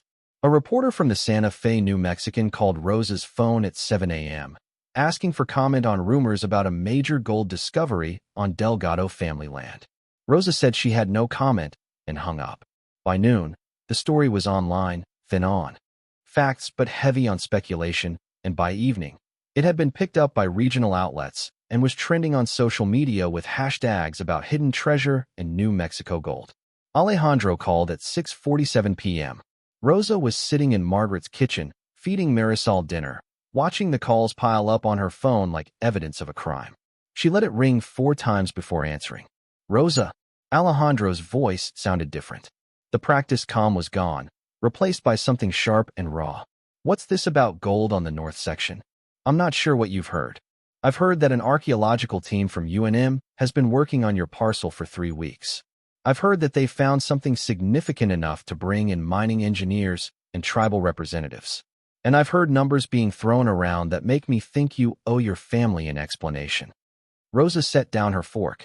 Marisol looked up, sensing the shift in her mother's posture, the way her spine straightened and her jaw tightened. I don't owe you anything, Alejandro. You made that clear at the courthouse. This is family land, Rosa. Whatever's on that mountain belongs to all of us. It belongs to me. The partition order you pushed through says so. The northern parcel, all of it, surface and subsurface, is mine. Your own lawyer drew up the documents. Silence on the line. The particular silence of someone whose assumptions are being dismantled in real time. Then Alejandro's voice came back, harder now, stripped of any pretense of brotherly concern. Dad wouldn't have wanted this. He'd have wanted us to share. Dad wanted me on the deed. You blocked that. Dad wanted equal treatment. You made sure I got the scraps. You don't get to invoke Dad's wishes now that the scraps turned out to be worth more than everything you took. Rosa's voice didn't shake. She was surprised by that, had expected to tremble, to cry, to feel the old pull of family obligation that had always made her defer to her older brothers. Instead, she felt the granite certainty of the mountain beneath her, solid and immovable. We'll challenge the partition. Our lawyer says mineral rights should have been divided separately. Your lawyer should have thought of that before he drafted the order. Daniel Herrera has the mineral rights filings Eduardo made before he died. They're ironclad. Another silence. Longer this time. Dad filed mineral rights claims. Years ago, before the partition, before you decided I deserved nothing but rocks and a horse trough. Rosa let the words land. He planned this, Alejandro. He knew exactly what you'd do. Knew you'd grab the obvious value and throw me the mountain. And he set it up so that when you did, the mountain would be mine completely. That's not possible. Dad didn't know about any gold. Dad knew about it for 12 years. Had it scientifically verified by a retired archaeologist from UNM. Built an entire legal framework to protect it. And he chose me to inherit it because he didn't trust you to handle it responsibly. Rosa heard the cruelty in her own words and didn't soften them. His words, Alejandro. Not mine. The call ended without goodbye. Rosa set down the phone and looked at Marisol, who was watching her with the solemn eyes of a child who understood more than adults thought. Was that Uncle Alejandro? Yes, baby. Is he mad? Yes. Are you scared? Rosa considered the question honestly, searched herself for fear and found, instead, a quiet resolve that felt like it had been growing beneath the surface of her life for years, waiting for the right moment to emerge. Like golden quartz. Like a secret in a mountain. Like love in a letter from a dead man. No, baby. I'm not scared. Not anymore. The legal challenges came fast. Alejandro's lawyer filed a motion to vacate the partition order, arguing that material facts about the property's value had been concealed from the court. Miguel joined the motion because Miguel always followed Alejandro.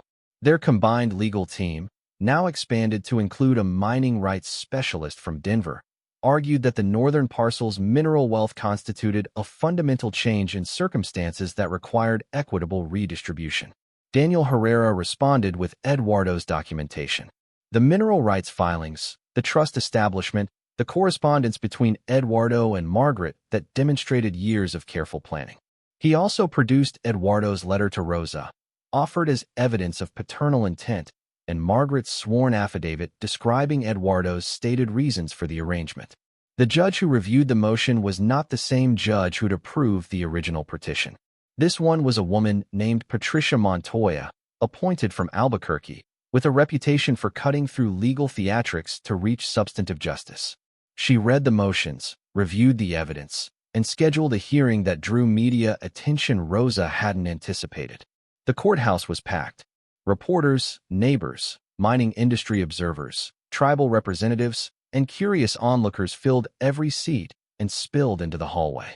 Rosa sat at the plaintiff's table with Herrera, wearing the same Goodwill dress she'd worn to the original partition hearing because she hadn't bought new clothes yet and refused to pretend she was something she wasn't. Alejandro and Miguel sat across the aisle with their expanded legal team, and Rosa noticed something she hadn't seen before. Fear. Not the aggressive confidence they'd projected at the first hearing, but genuine, animal fear of losing something they'd only just realized they'd given away. Judge Montoya reviewed the arguments with surgical precision. She examined the original partition order, noted that mineral rights had not been excluded from the northern parcel assignment, confirmed that Eduardo's mineral rights filings predated the partition and established clear chain of ownership. She reviewed the trust documents and found them properly constituted. Then she addressed Alejandro's lawyer directly, with a tone that could have frozen the Rio Grande. Let me understand your argument, counselor. Your clients pushed for a partition that gave their sister the least productive section of the family ranch. They did this knowing she had no legal representation, no financial resources, and no ability to challenge the terms. They took the house, the barns, the irrigated land, the equipment, and everything of apparent value. They left their sister with 300 acres of mountainside and a stone trough. And now that the mountainside has turned out to be extraordinarily valuable, they want the court to redistribute the assets they voluntarily assigned to her. Your Honor, the concealment of material information about the property's value was done by whom? Montoya's voice cut like a blade. The evidence before me shows that Eduardo Delgado, the deceased property owner, deliberately structured his estate plan to benefit his daughter. He didn't conceal information from the court. He allowed the natural consequences of his son's choices to play out. Your clients chose to give their sister the mountain because they thought it was worthless. That was their error in judgment, not a fraud perpetrated upon them. But the mineral rights should have been evaluated before partition. Then your client's attorney should have requested an evaluation. He didn't. Because your clients assumed, based on their own prejudices about the land's value, that no evaluation was necessary. Montoya closed the file. I'm denying the motion. The petition order stands. The northern parcel, including all surface and subsurface rights, belongs to Rosa Elena Delgado Mitchell. Furthermore, I'm ordering your clients to pay Ms. Mitchell's legal fees for this hearing, as the motion was filed without merit and appears designed to harass rather than seek legitimate relief. The gavel fell. Rosa sat very still, hands folded in her lap, and felt the world reorganize itself around her. Not with a crash, but with a click, the sound of pieces falling into place after years of displacement. In the hallway afterward, Alejandro approached.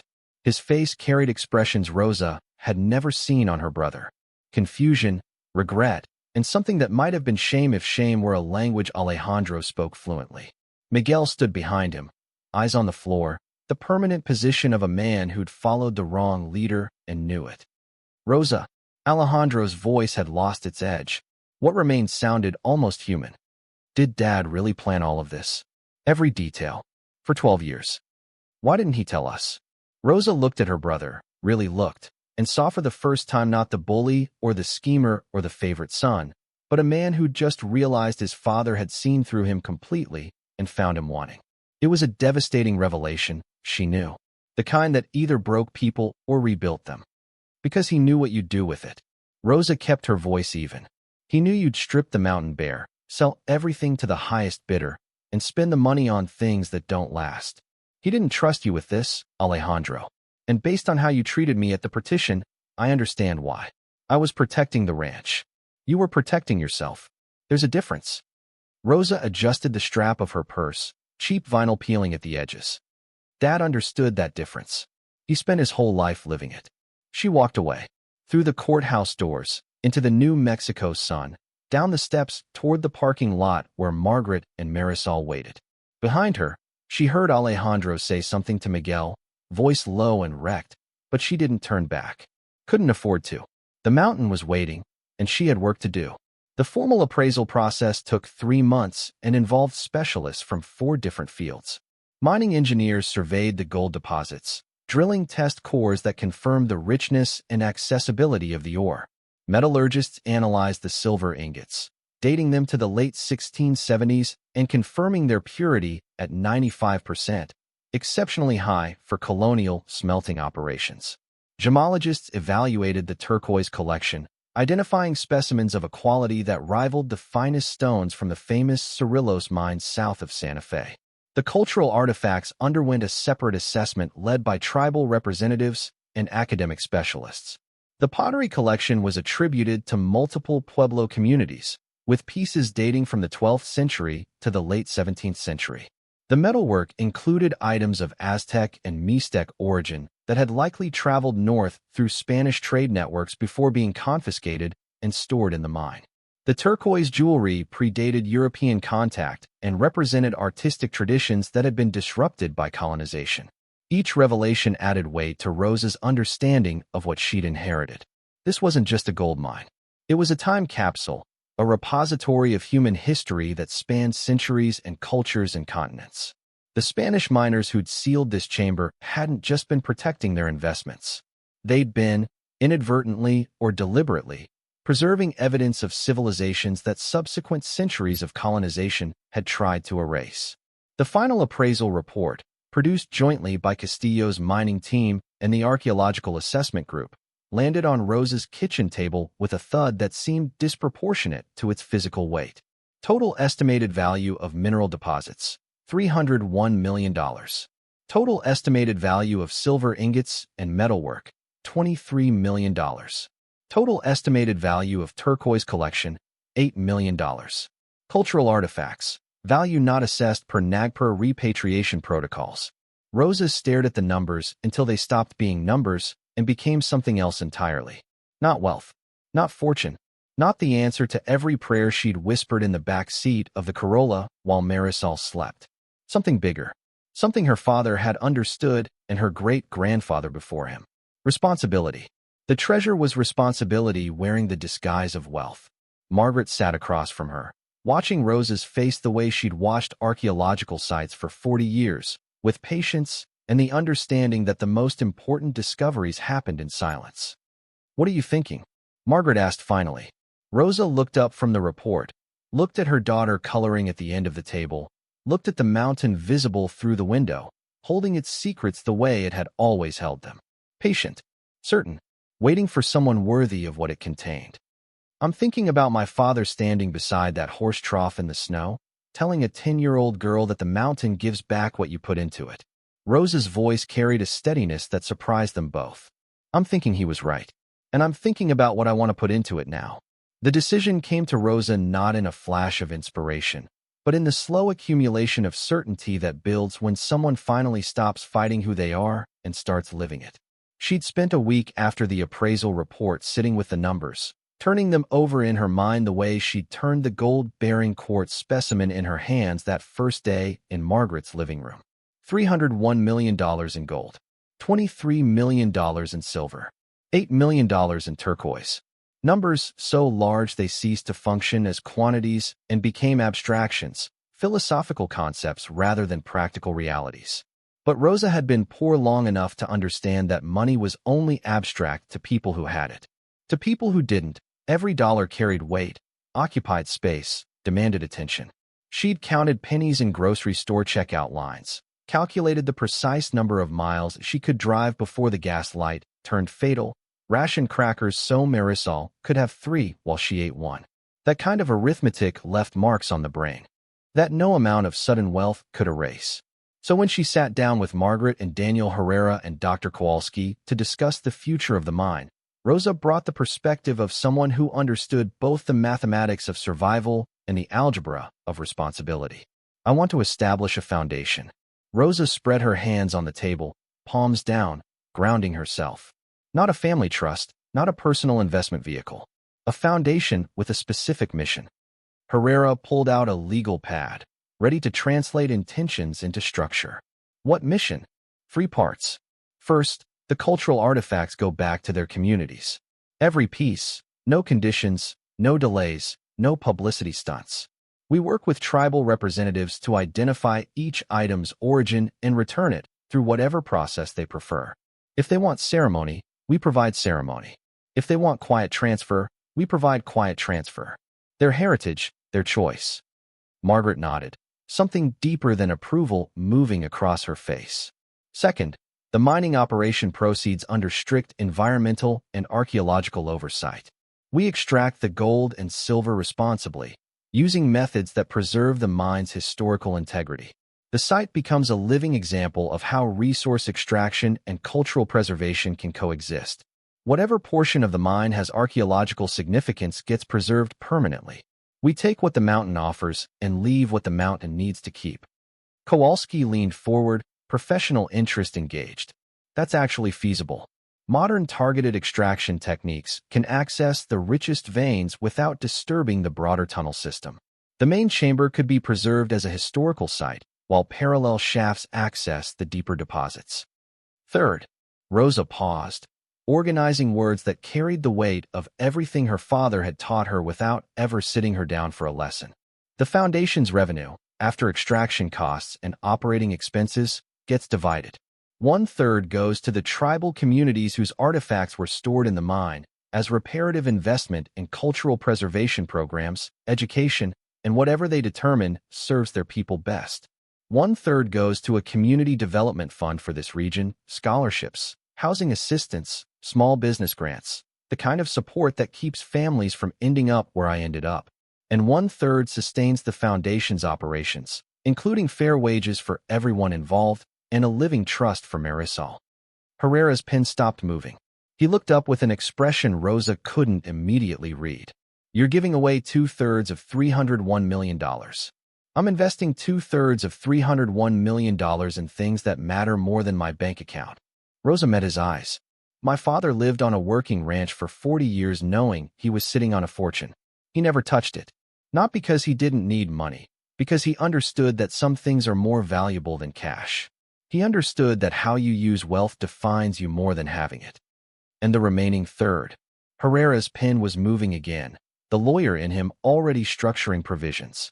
Covers mining operations, foundation staff, legal protection, and yes, takes care of me and Marisol.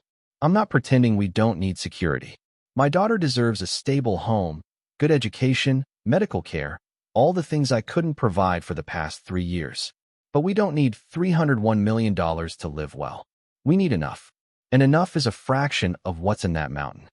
Margaret stood, crossed to the window, looked out at the Sangre de Cristos rising against the afternoon sky. When she spoke, her voice carried emotion she rarely displayed. Eduardo told me once that the hardest thing about the secret wasn't keeping it. It was knowing that the right person to inherit it might not exist yet.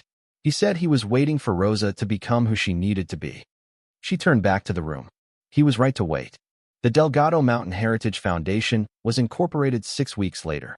Daniel Herrera handled the legal structure with meticulous care, creating a non-profit entity with governance provisions that prevented any single individual, including Rosa, from unilaterally redirecting the foundation's mission. A board of directors was assembled, Margaret Yazzi as chair, 2 tribal representatives from Oonja and Taos Pueblo, a mining engineer, an environmental scientist, and Rosa herself. The first board meeting took place in Margaret's living room because the foundation didn't have an office yet, and Rosa felt that decisions this important should be made in a space that smelled like books and lavender rather than corporate carpet and fluorescent ambition. They voted unanimously to begin the repatriation process immediately, before mining operations commenced, before revenues started flowing, before lawyers and accountants and the machinery of wealth management could complicate the fundamental act of returning stolen things to their rightful owners. The first repatriation ceremony happened on a September morning when the aspens in the Sangre de Cristos had just begun to turn gold, as if the mountains were dressing up for the occasion. Rosa drove to Oonja with Margaret and Kowalski, the Corolla's trunk loaded with carefully packed crates that contained pottery, jewelry, and ceremonial objects that hadn't seen sunlight in 346 years. The Pueblo had prepared for their arrival, not with the institutional formality of museum transfers or the bureaucratic choreography of government repatriations, but with the quiet, rooted ceremony of people welcoming home family members who'd been away too long. Elders gathered in the central plaza.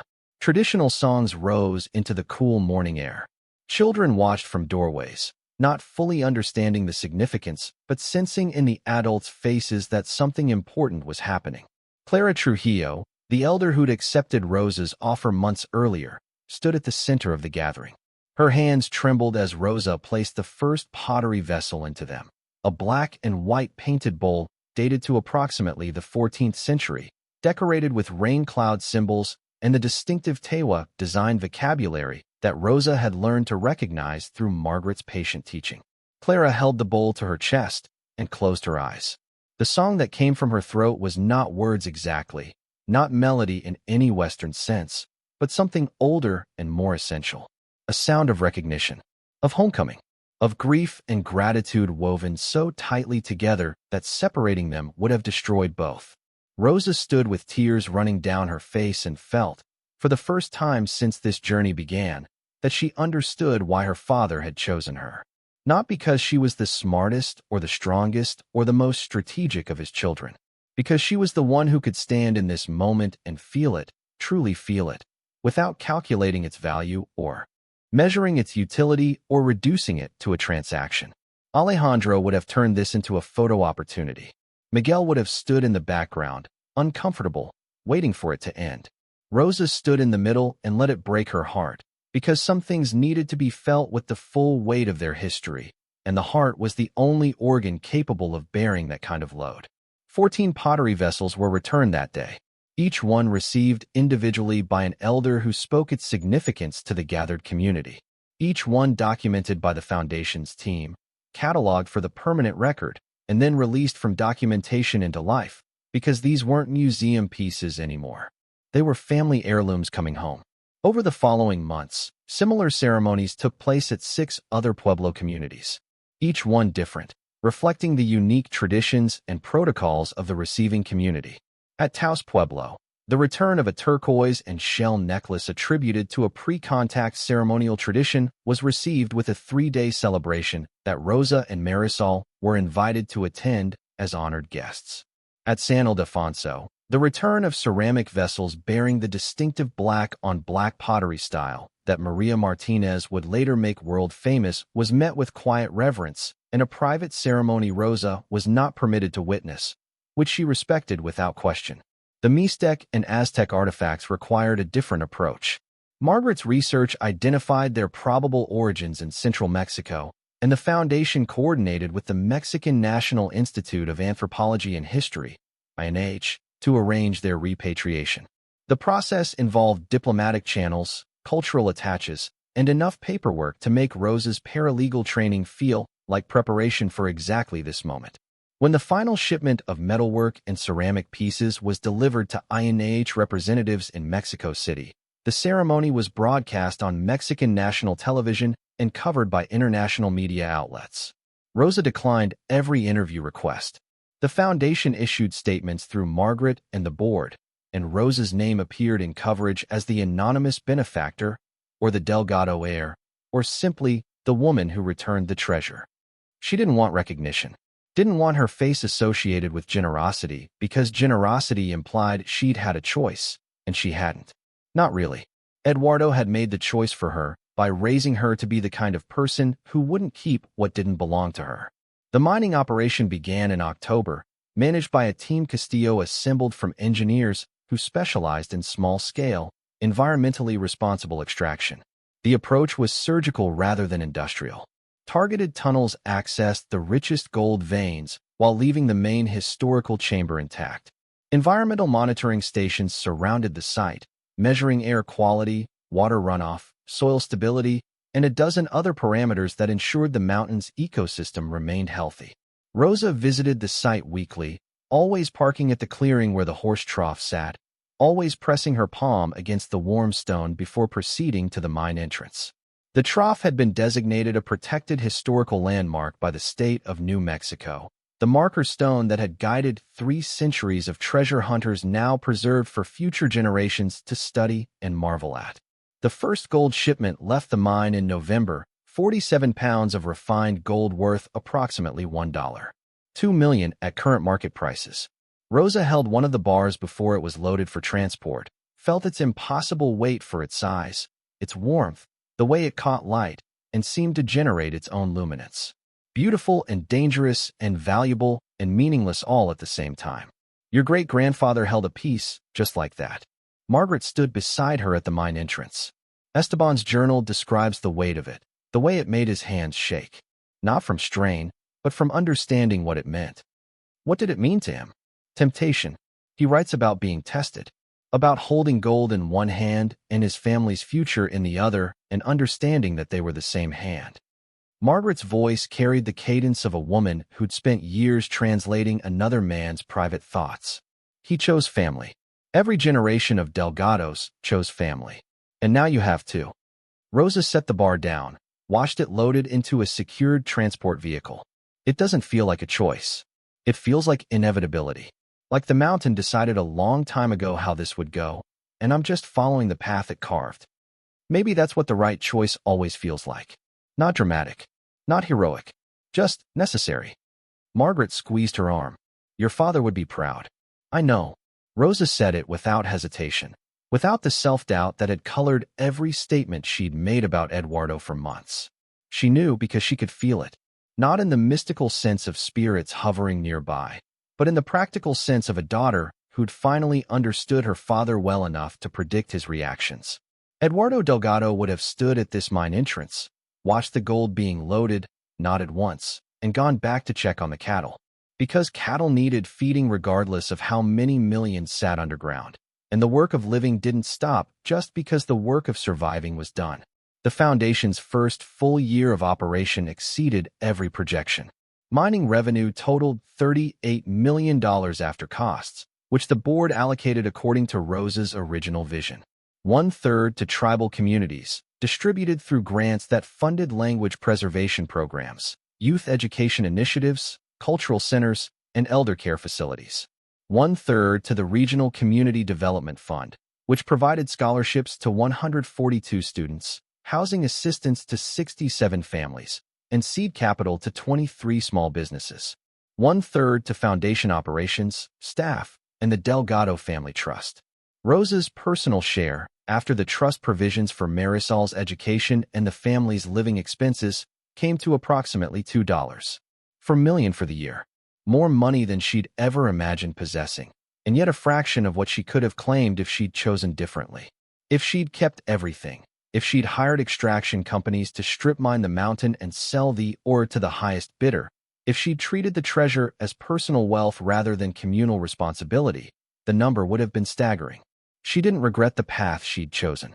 But she'd be lying if she said the mathematics of sacrifice never crossed her mind at 3 a.m. when old habits of scarcity jolted her awake with the phantom sensation of an empty bank account. The body remembered poverty long after the mind had accepted abundance. She still checked prices at the grocery store, still felt a spike of anxiety when Marisol needed new shoes, still calculated gas mileage out of reflexive self-preservation. Those habits would fade, Margaret told her, eventually. But the memory would remain, and that was a good thing. People who remembered hunger were less likely to let others starve. Rosa bought a house in Taos. Not a mansion, not a showpiece, but a 3-bedroom adobe on a quiet street with a garden big enough for vegetables and flowers and a cottonwood tree that shaded the front porch in the afternoon. She painted the front door turquoise, like Margaret's, because the color had come to mean something to her. Shelter. Wisdom. The particular shade of New Mexico sky that promised clear weather and the possibility of seeing forever. Marisol enrolled in the local elementary school, and within a month had become the kind of child who reminded teachers why they'd entered the profession. Curious, kind, stubbornly independent in ways that made Rosa see Eduardo in her daughter's face and ache with the recognition. Marisol made friends easily, argued passionately about things that mattered to her, and came home every afternoon with dirt under her fingernails from the school garden, which she'd apparently adopted as her personal responsibility. "Mama, the tomatoes need more water." Marisol announced this at dinner one evening with the authority of someone delivering a State of the Union address. "And the beans are growing crooked. We need steaks." "Then we'll get steaks." Rosa served rice and chicken, marveling at the normalcy of the moment. Dinner at a table, in a house, with enough food. With her daughter talking about plants instead of asking when they'd have a real home. "Can we grow corn too?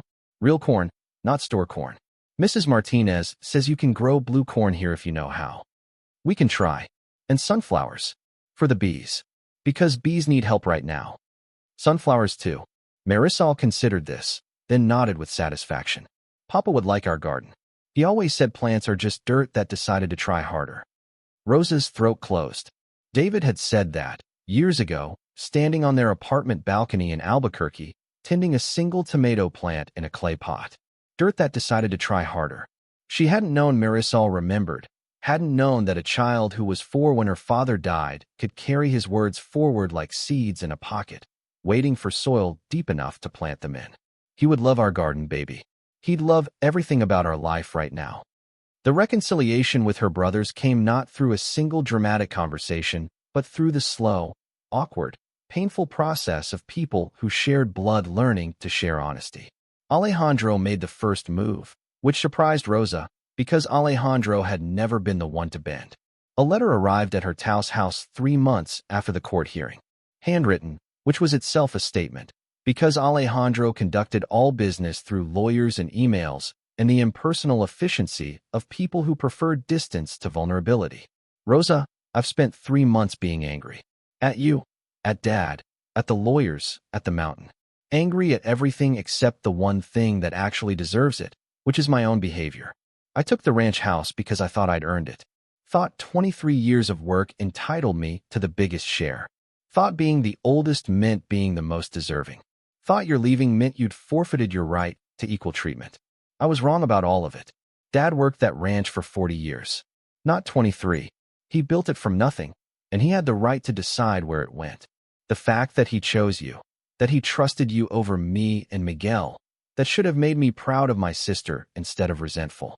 Instead, I acted like a man who'd been cheated, when the truth is I was the one doing the cheating. I don't expect forgiveness. Not yet. Maybe not ever. What I did at that courthouse, taking everything and leaving you with rocks, that wasn't just unfair. It was cruel. And I knew it was cruel while I was doing it. Christine told me to be more generous. I told her you'd be fine, that you'd figure it out, that you always landed on your feet. I told myself that story because it was easier than admitting I was punishing you for leaving. But you didn't leave the family, Rosa. You left the ranch.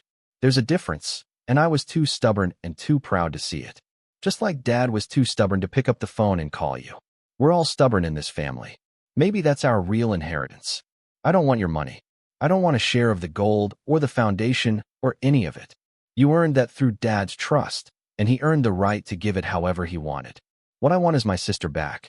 What I want is for Marisol to know her uncles, for holidays to mean something again, for us to stop being strangers who share a last name and start being family who share a life. If you're willing to try, I'm willing to earn it. Not with words. With time and action and the kind of showing up I should have done when David died and you needed us, and we weren't there. I'm sorry, Rosa. For all of it. For every moment I treated you like less than you are. Your brother, Alejandro. Rosa read the letter 3 times. The first time through tears that made the handwriting swim. The second time with the analytical eye of a woman who'd been lied to by enough people to recognize the difference between genuine remorse and performed contrition. The third time with her heart open and her defenses down, allowing Alejandro's words to land where they needed to land, in the bruised places where family hurt lived. She didn't respond immediately, sat with the letter for a week, carrying it in her purse the way she'd carried Eduardo's letter, a document that needed time to settle into her bones before she could formulate a response. She discussed it with Margaret, who advised caution but acknowledged that family bonds, even damaged ones, deserved the chance to heal. She discussed it with Marisol, in terms a 7-year-old could understand. Uncle Alejandro says he's sorry for being mean. He wants to be friends again. Marisol considered this with the gravity of a child who took social contracts seriously. Did he mean it? I think so. Then we should let him try. But he has to be nice. Really nice. Not pretend nice. I think that's exactly the right approach, baby.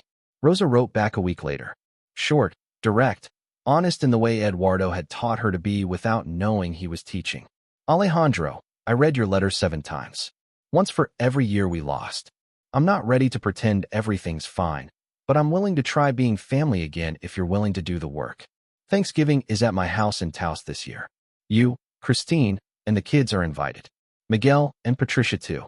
No lawyers, no property discussions, no revisiting the past. Just food and family and the chance to start over.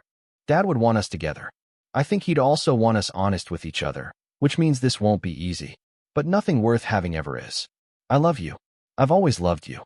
That was never the problem. Rosa. Thanksgiving arrived with the particular chaos of a family attempting warmth after years of cold.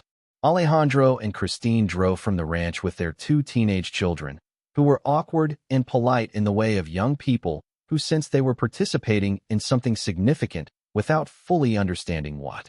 Miguel came alone. Patricia had declined, which told Rosa something about their marriage that she chose not to examine too closely.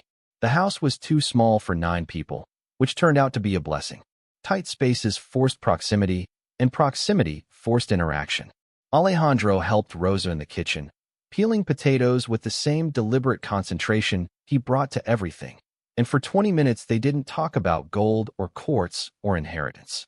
They talked about the potatoes. About whether Eduardo had liked them mashed or roasted. About the Thanksgiving he'd burned the turkey and served grilled cheese sandwiches instead, and how that had somehow become the best holiday meal any of them could remember. Miguel sat on the porch with Marisol, who had decided that her uncle needed to learn about sunflowers and was delivering an exhaustive lecture on pollination that Miguel absorbed with what appeared to be genuine interest. Rosa watched through the window and felt something ease in her chest. Not forgiveness exactly, something more nuanced. The beginning of willingness to let the past be past, and the present be present, and the future be whatever they could build from the rubble of what they'd broken. After dinner, when the children had retreated to Marisol's room and the adults sat around the table with coffee and the particular heaviness of people preparing to say difficult things, Alejandro spoke. I went to the mine last week. Margaret gave me a tour. He stared into his coffee. I stood in that chamber and looked at the gold in the walls and the empty crates where the artifacts used to be, and I understood something I hadn't before. What? Dad didn't just leave you the treasure. He left you a test, and you passed it in a way I never would have.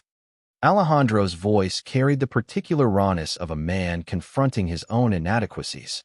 I would have hired the biggest mining company I could find, extracted everything in 18 months, paid taxes and lawyers, and banked the rest.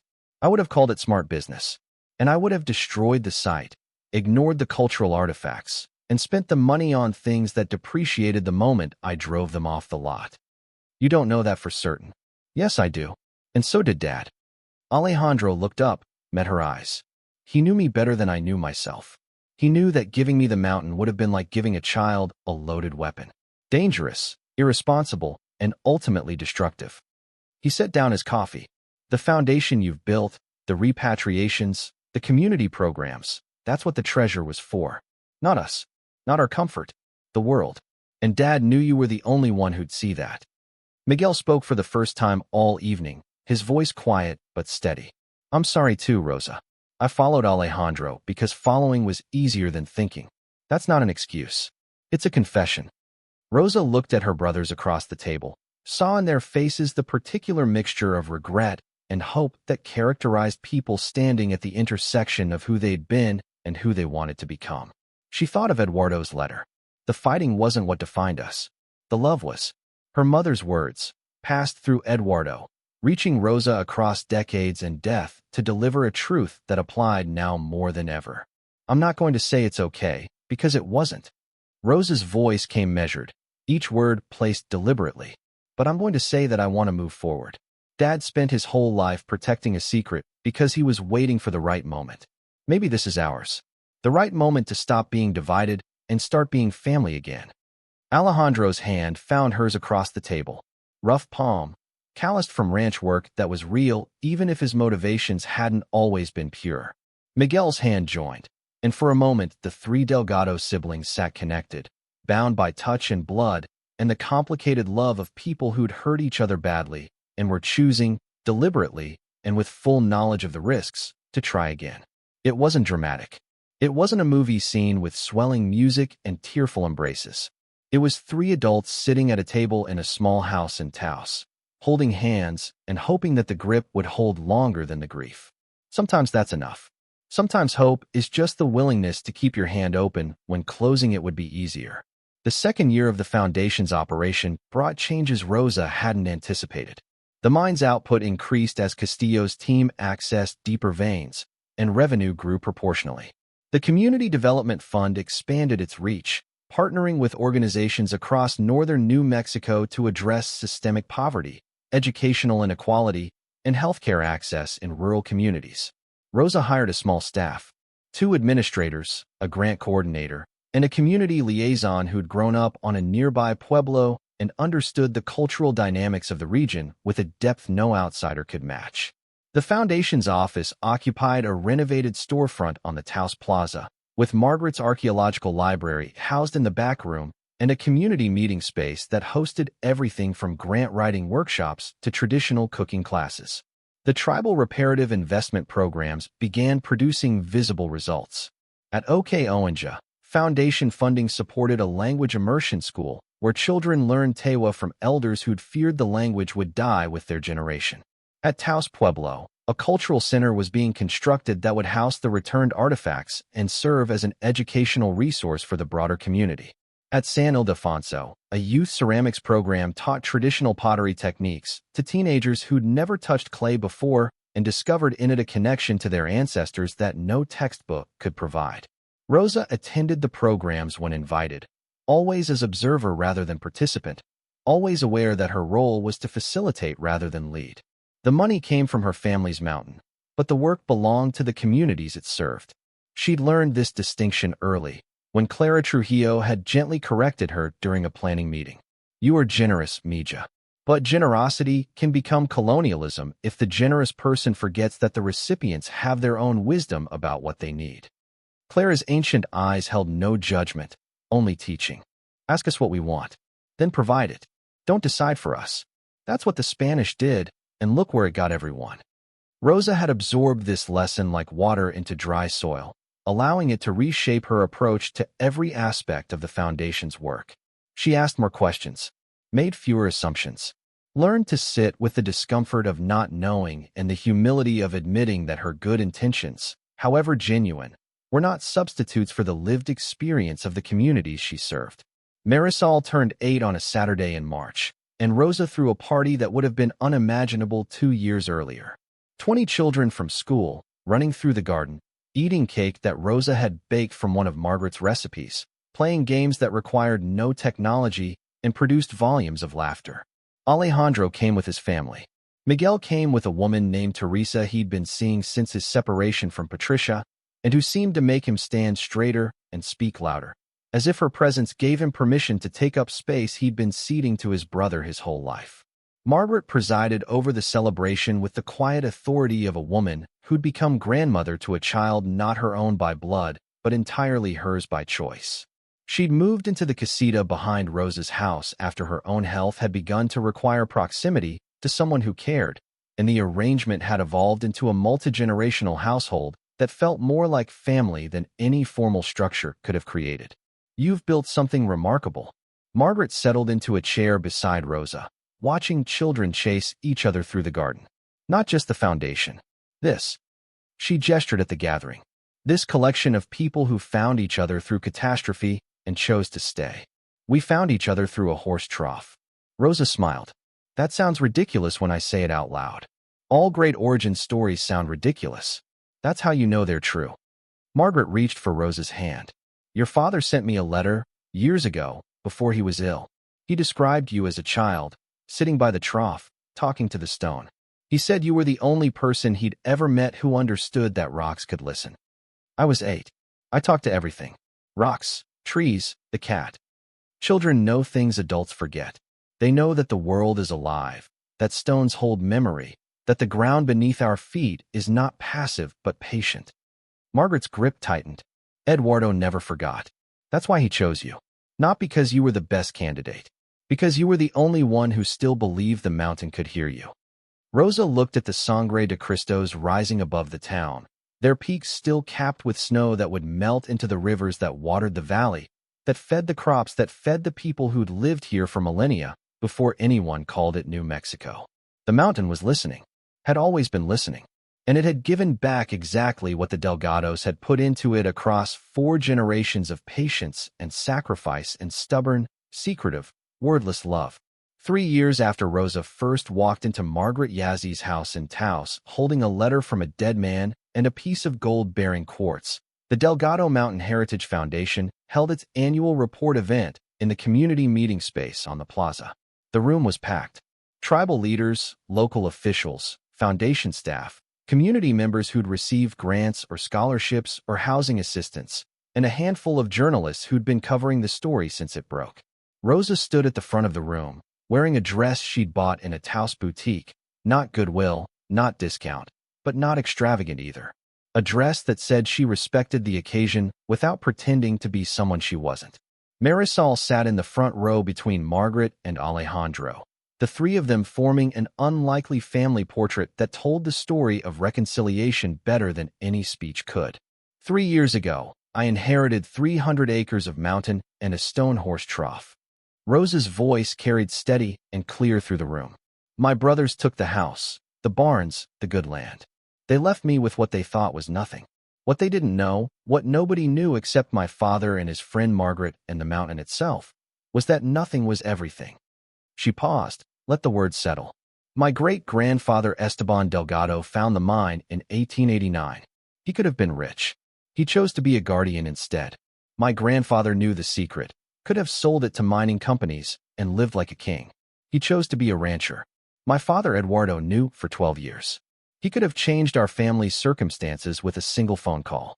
He chose to wait, to plan, to trust that someday someone would come along who would handle it right. Rosa looked at Margaret. He chose me, and I'll be honest, there are days I'm not sure I deserve that trust. Days when the weight of this responsibility makes me want to sell the whole mountain and move somewhere nobody knows my name. Days when I look at the numbers and think about what $301 million could buy if I just kept it all. She looked at the tribal representatives in the audience, at Clara Trujillo's weathered face, at the young people from the language immersion program who'd come in traditional dress. But then I remember what my father wrote in his letter, that this treasure isn't mine. It belongs to history, to the land, to the people who carved these mountains before any of us were born. I'm its guardian, not its owner. And guardianship means putting the treasure's needs before my own. She unfolded a single sheet of paper. This year's numbers. The foundation distributed $4. $2 million to tribal cultural preservation programs across 7 communities. We funded 167 scholarships. We provided housing assistance to 89 families. We supported 31 small businesses. We preserved 4,200 square feet of historical mine space as a permanent archaeological site. And we returned the last 23 cultural artifacts to their communities of origin, completing the repatriation process that began 3 years ago. The room applauded. Rosa waited for it to subside. Those aren't my accomplishments. They belong to everyone in this room and everyone whose work made them possible. They belong to the tribal elders who trusted a stranger with their heritage. They belong to the engineers who figured out how to extract gold without destroying history. They belong to Margaret Yazzi, who spent 3 years in a dirt clearing with ground-penetrating radar because a stubborn old rancher asked her to. And they belong to Eduardo Delgado, who spent 40 years pretending to be a simple cattleman while quietly building a legacy that would outlast him by generations. Rosa folded the paper, placed it on the podium. My father used to say the mountain gives back what you put into it. I've thought about that phrase every day. For 3 years, turning it over the way you turn a stone in your hand, looking at it from different angles. And I think I finally understand what he meant. She looked at Marisol, who was watching her mother with an expression that mixed pride and the particular impatience of a child who wanted cake. He didn't mean gold. He didn't mean treasure or wealth or mineral deposits worth hundreds of millions of dollars. He meant love. He meant sacrifice. He meant the willingness to plant something you'll never see bloom, to carry a burden you'll never set down, to trust someone else to finish what you started. That's what Esteban put into the mountain when he sealed the mine and walked away. That's what my grandfather put in when he kept the secret. That's what Eduardo put in when he spent 12 years building a plan he wouldn't live to see completed. Rosa's voice broke slightly, healed, continued. And that's what the mountain gave back. Not to them. To me. To us. To everyone in this room who's been touched by what came out of that mine. The mountain held their love for 130 years and delivered it exactly when and where it was needed most. She stepped back from the podium. The room stood. Not politely, not dutifully, but with the sudden collective motion of people who'd been moved and wanted the person who'd moved them to know it. Clara Trujillo was crying. Margaret was crying. Alejandro was crying, which Rosa had never seen before and would remember for the rest of her life because it told her that her brother's transformation was real in ways that words alone couldn't prove. Marisol tugged on her mother's dress when she returned to her seat. That was really long, Mama. I know, baby. Sorry. It's okay. The good parts were really good. Marisol considered for a moment. Can we have cake now? Yes, baby. We can have cake now. The evening after the annual report, Rosa drove to the mountain alone. Marisol was with Margaret. Alejandro had returned to the ranch, and the house was quiet in the way that only empty houses could be. She needed the mountain the way some people needed church or meditation or long runs through familiar terrain. She needed to stand at the horse trough and press her palms against the stone and feel the particular vibration that she'd felt since she was 8 years old and had never been able to name. The clearing was silver in the moonlight. The trough cast a shadow that stretched across the ground like a doorway lying flat, an entrance to something that existed in a dimension perpendicular to the one she could see. Rosa placed both hands on the stone, felt the warmth it had absorbed during the day slowly radiating back into the cooling night air. She thought about Esteban, standing here in 1889, dusty and sunburned, holding a piece of gold and deciding that some things mattered more than wealth. She thought about her grandfather, standing here in the 1930s or 40s, knowing the secret, keeping it, choosing ranch work and family over fortune. She thought about Eduardo, standing here in the snow with his 10-year-old daughter, telling her the mountain gives back what you put into it. already knowing the truth, already planning a chess game that would take 12 years to play out and would require his own death to reach its endgame. She thought about David, who'd never stood here, who'd died without knowing any of this, but whose love had kept Rosa alive long enough to receive what Eduardo had left her. David's life insurance had paid the bills that kept her and Marisol above water just long enough for the letter to arrive. His memory had given her the strength to keep climbing when the mountain felt too steep. His voice in her head, dirt that decided to try harder, had reminded her that transformation was possible even when circumstances suggested otherwise. She thought about Marisol, who would stand here someday as a woman, who would press her own hands against this stone and feel the same vibration Rosa felt, the hum of ancestral love resonating through mineral and memory. Marisol would inherit the foundation, the responsibility, the understanding that wealth was not what you had, but what you did with it. She would carry forward what Esteban had started and Eduardo had perfected and Rosa had honored. For generations of Delgados, bound not by money but by the shared conviction that some things were worth more than profit. That land had a soul, that mountains could listen, that the right person, arriving at the right time, could transform a stone horse trough into a beacon that illuminated the gap between what humans took and what they owed.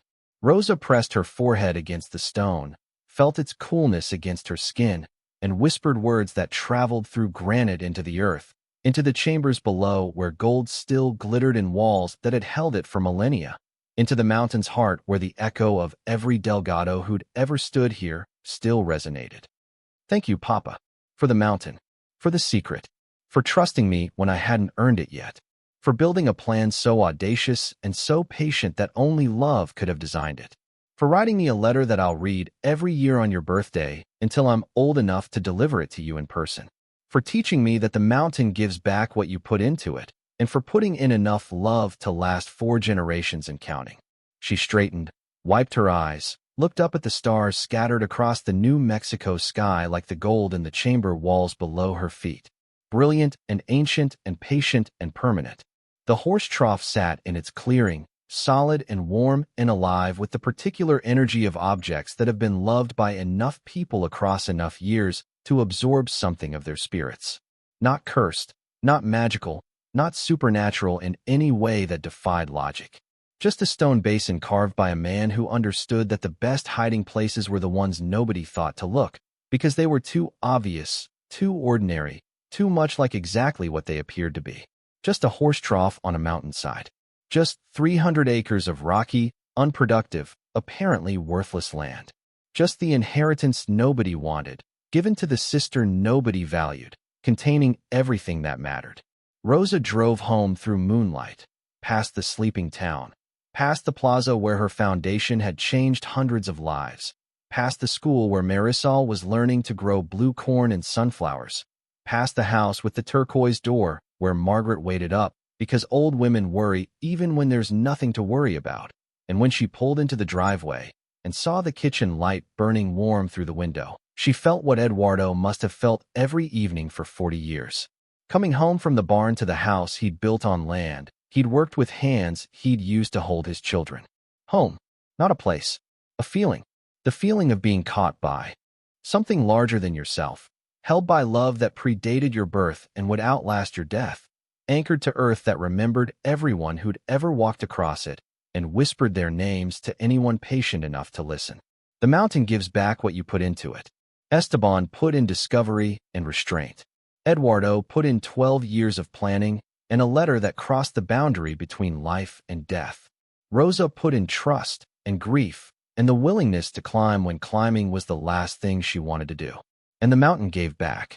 Not just gold, not just $301 million, not just vindication against brothers who'd underestimated her. The mountain gave back family, purpose, identity. The understanding that some inheritances can't be measured in dollars because they're measured in the strength it takes to honor them. Marisol would learn this, would stand at the horse trough someday and feel the stone hum beneath her palms and understand, the way children understand things adults have to relearn, that the world is alive, that the ground remembers, that love is the only currency that appreciates over time. And maybe, decades from now, Marisol's children would stand there too. would press small hands against ancient stone and hear the mountain whisper the names of everyone who'd ever loved it. Esteban, Eduardo, Rosa, Marisol, and whoever came after. Because the mountain was patient, and the mountain was generous, and the mountain had been waiting since before any of them were born to give back everything their family had poured into its bones. Some inheritances are houses and barns and irrigated pasture. Some inheritances are gold mines worth hundreds of millions of dollars. But the real inheritance, the one that matters, the one that outlasts everything else, is the knowledge that you come from people who chose right over easy, sacrifice over comfort, guardianship over greed. Rosa Delgado inherited a horse trough and a mountainside, and the trust of a father who loved her enough to let his own death be the trigger for her salvation. She inherited responsibility, and she carried it well. And somewhere in the Sangre de Cristo Mountains, where the aspens turned gold every autumn in unconscious tribute to what lay beneath them, the mountain settled deeper into its foundation. Content, patient, waiting, as it had always waited, for the next Delgado to come home. Because the mountain gives back what you put into it, and the Delgados had put in enough love to last forever. Rosa didn't sleep the night after Margaret told her the truth about the horse trough. She lay in the narrow bed of the casita, Marisol breathing softly beside her, and stared at the ceiling while her mind replayed every interaction she'd ever had with Eduardo through the lens of what she now knew. Every silence reinterpreted, every cryptic comment decoded. Every moment her father had stood beside that stone basin and said nothing, suddenly screaming with the weight of everything he'd been holding back. She remembered a Sunday afternoon when she was 12. Eduardo had taken her to check fence lines on the northern section, just the two of them, which was unusual because ranch work usually involved all three kids and a thermos of coffee and Alejandro complaining about the heat. But that day, Eduardo had said the boys were busy, which Rosa later realized meant he'd told them to stay behind. He'd wanted her alone on the mountain. They'd walked the fence line for 2 hours, Eduardo pointing out places where elk had pushed through the wire, where snowmelt had undercut posts, where the soil changed from clay to gravel and the vegetation shifted accordingly. He taught her to read the land the way Margaret would later teach her to read archaeological surveys, as a language written in textures and colors, and the particular angle at which light fell across stone. At the horse trough, he'd stopped, sat on the edge of the basin, which Rosa now understood was carved from a marker stone placed by Spanish colonists 300 years before her great-grandfather stumbled upon it. Eduardo had pulled 2 apples from his jacket pocket, handed her one, and they'd eaten in silence while the wind moved through the piñones and the afternoon shadows lengthened across the clearing. "You know why I like this spot?" Eduardo had asked, apple core balanced on his knee. "Because it's quiet? Because it's honest." Eduardo had placed his hand on the stone the way Rosa would learn to do, palm flat, fingers spread. "Everything down there," he'd nodded toward the ranch proper, visible in the distance. "That's what people see. The house, the cattle, the fences, the performance of a life. But up here, there's nothing to perform. Just the mountain and what it holds." Rosa had thought he meant the view. The panorama of the Sangre de Cristos stretching north and east, snow-capped peaks above dark timber, the valley below golden with autumn grass. She'd assumed he was being poetic in the understated way of men who couldn't say, "I love you," but could describe a sunset with enough detail that the emotion came through anyway. Now she understood he'd been talking about the mine, about the gold and silver and cultural artifacts sealed beneath their feet, about the secret he carried like a second skeleton inside his body, a structure of knowledge and responsibility that shaped every decision he made without anyone knowing it was there. "Papa was trying to tell me." Rosa whispered this into the dark casita, the realization hitting her with the force of a physical blow. "Every time he took me to that trough, every time he said something about the mountain giving back, he was trying to tell me without telling me. He was preparing me." She sat up, careful not to wake Marisol, and pulled Eduardo's letter from the envelope she'd placed on the nightstand. Read it again by the light of her phone, the small screen illuminating words that took on new dimensions with each reading. This house, these walls, they hold so much love. He hadn't been talking about the ranch house. He'd been talking about the mountain itself, the stone walls of the mine chamber, holding treasures placed there by hands that had been dust for centuries. The fitted blocks sealing the entrance, placed with care by people who understood that some things needed protection more than they needed daylight. Keep what you want. Sell what you need. I won't judge. I know life is hard, and sometimes you need practical things more than sentiment. He'd been giving her permission to use the treasure, to sell gold and silver if she needed to survive. But the phrasing, keep what you want, sell what you need, implied a hierarchy. Wanting came before needing. Sentiment before practicality. As if Eduardo knew that what Rosa would want to keep, the cultural artifacts, the historical significance, the mountain's integrity, was more important than what she needed to sell. The man had written a letter that functioned on two levels simultaneously. Surface meaning for a grieving daughter who'd just lost her last parent. Hidden meaning for the guardian of a $301 million treasure who would need both comfort and instruction in equal measure.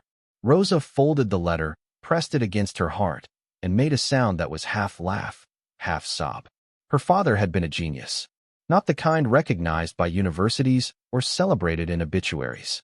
The kind that expressed itself through decades of patient strategy, through letters that worked like puzzles, through a life lived in service to a secret that most men would have exploited in a heartbeat.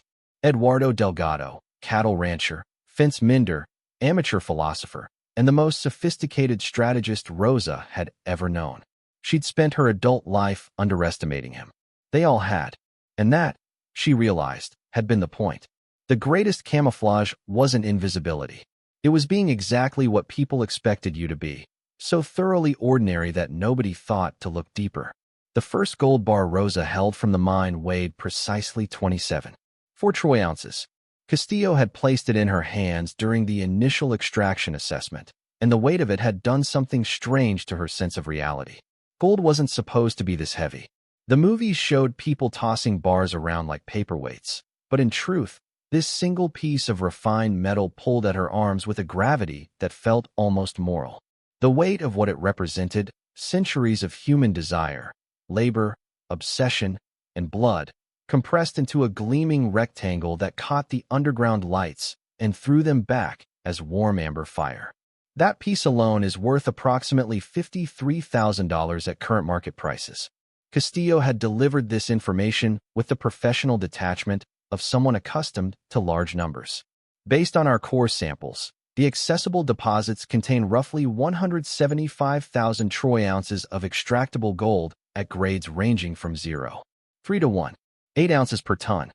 Rosa had done the multiplication in her head and felt her knees soften. She'd set the bar down on the examination table with exaggerated care, as if dropping it might shatter something more fragile than gold, her composure maybe, or the last remnant of the person she'd been before this mountain opened its heart to her. "Are you all right?" Castillo had asked, and Rosa had laughed because the question was so absurd it crossed into comedy. Was she all right? Was the woman who'd been feeding her daughter gas station bananas 6 months ago all right, standing in an underground chamber surrounded by enough gold to buy a small country? "I'm trying to remember how much a gallon of milk costs." Rosa had said this to Castillo's confusion. "Because I need to stay connected to a world where that number matters. The moment I stop thinking about milk prices and start thinking about gold prices, I'll lose something I can't get back." Castillo had nodded slowly, the way people nod when they're witnessing something they don't fully understand but recognize as significant. "Your father was a wise man." "My father was a rancher who checked on his horses at 4:30 in the morning because horses don't care how much gold is buried under the barn." Rosa had picked up the bar one more time, held it level with her eyes, looked at her own reflection in its polished surface. "I need to be that kind of person, the kind who checks on the horses regardless."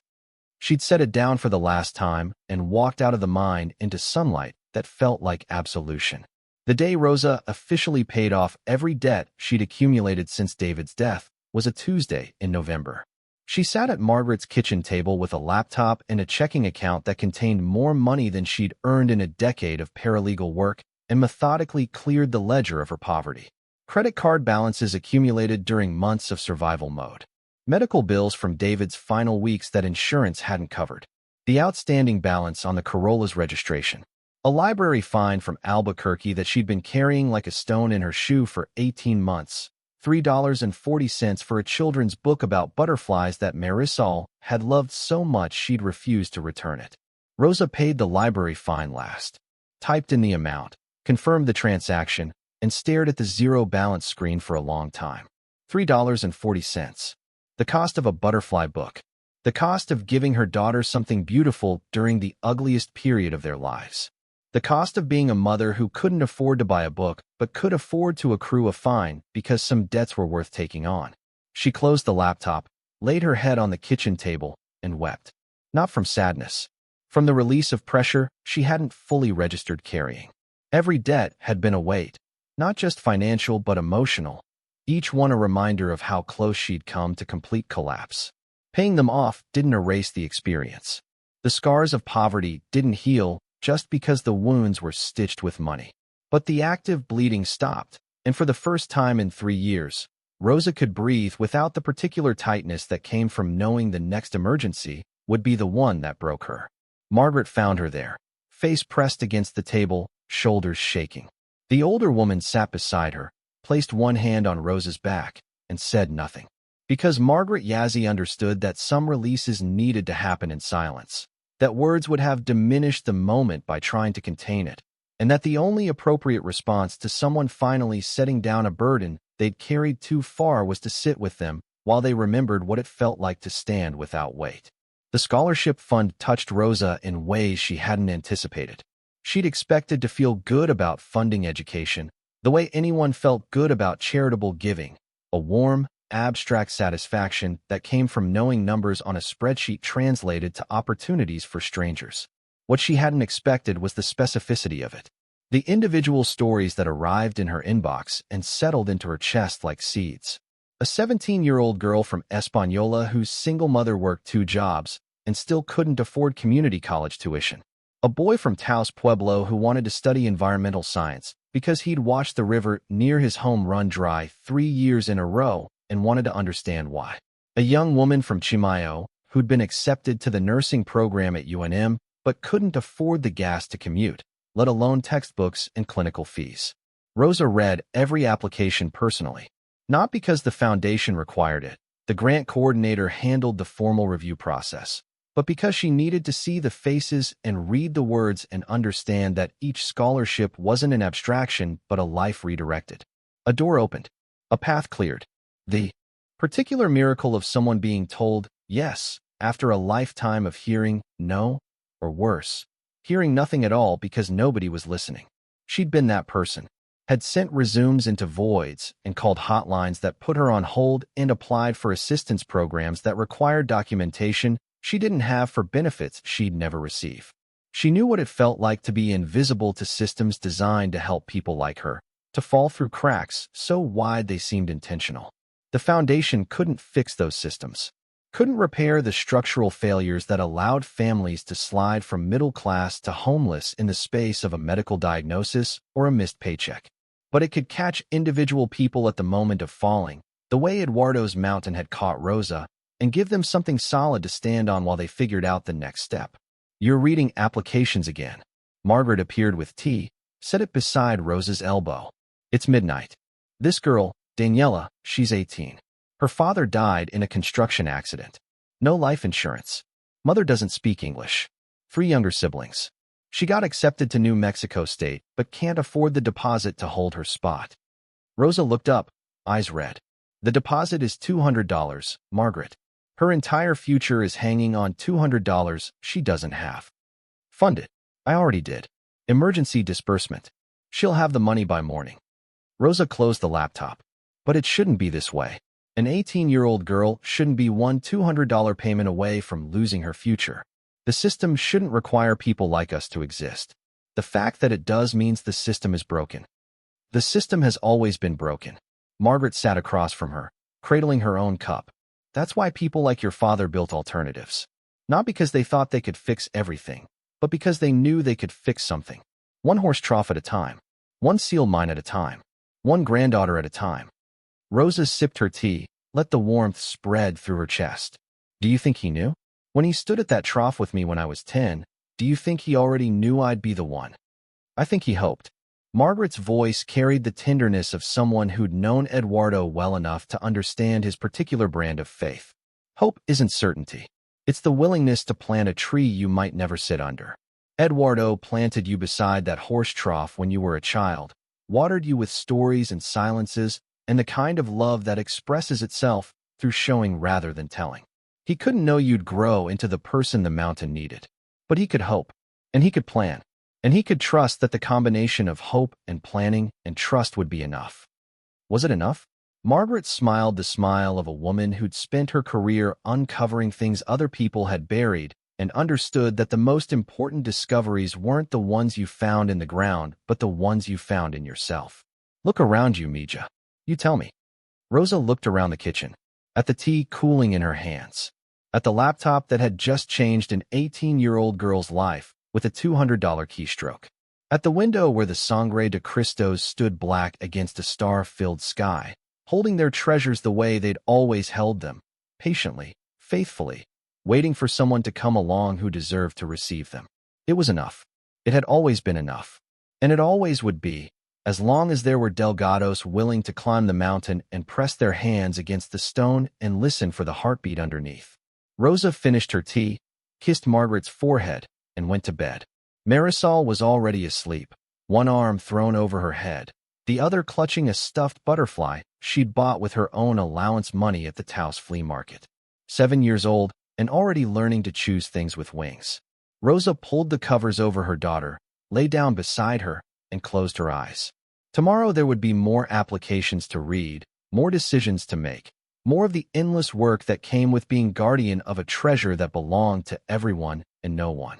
But tonight, in this small house with the turquoise door, in this town cradled by mountains that remembered everything, Rosa Delgado slept the deep and dreamless sleep of someone who had finally, after years of falling, found the ground beneath her feet. And the ground held, the way it had always held, the way it always would.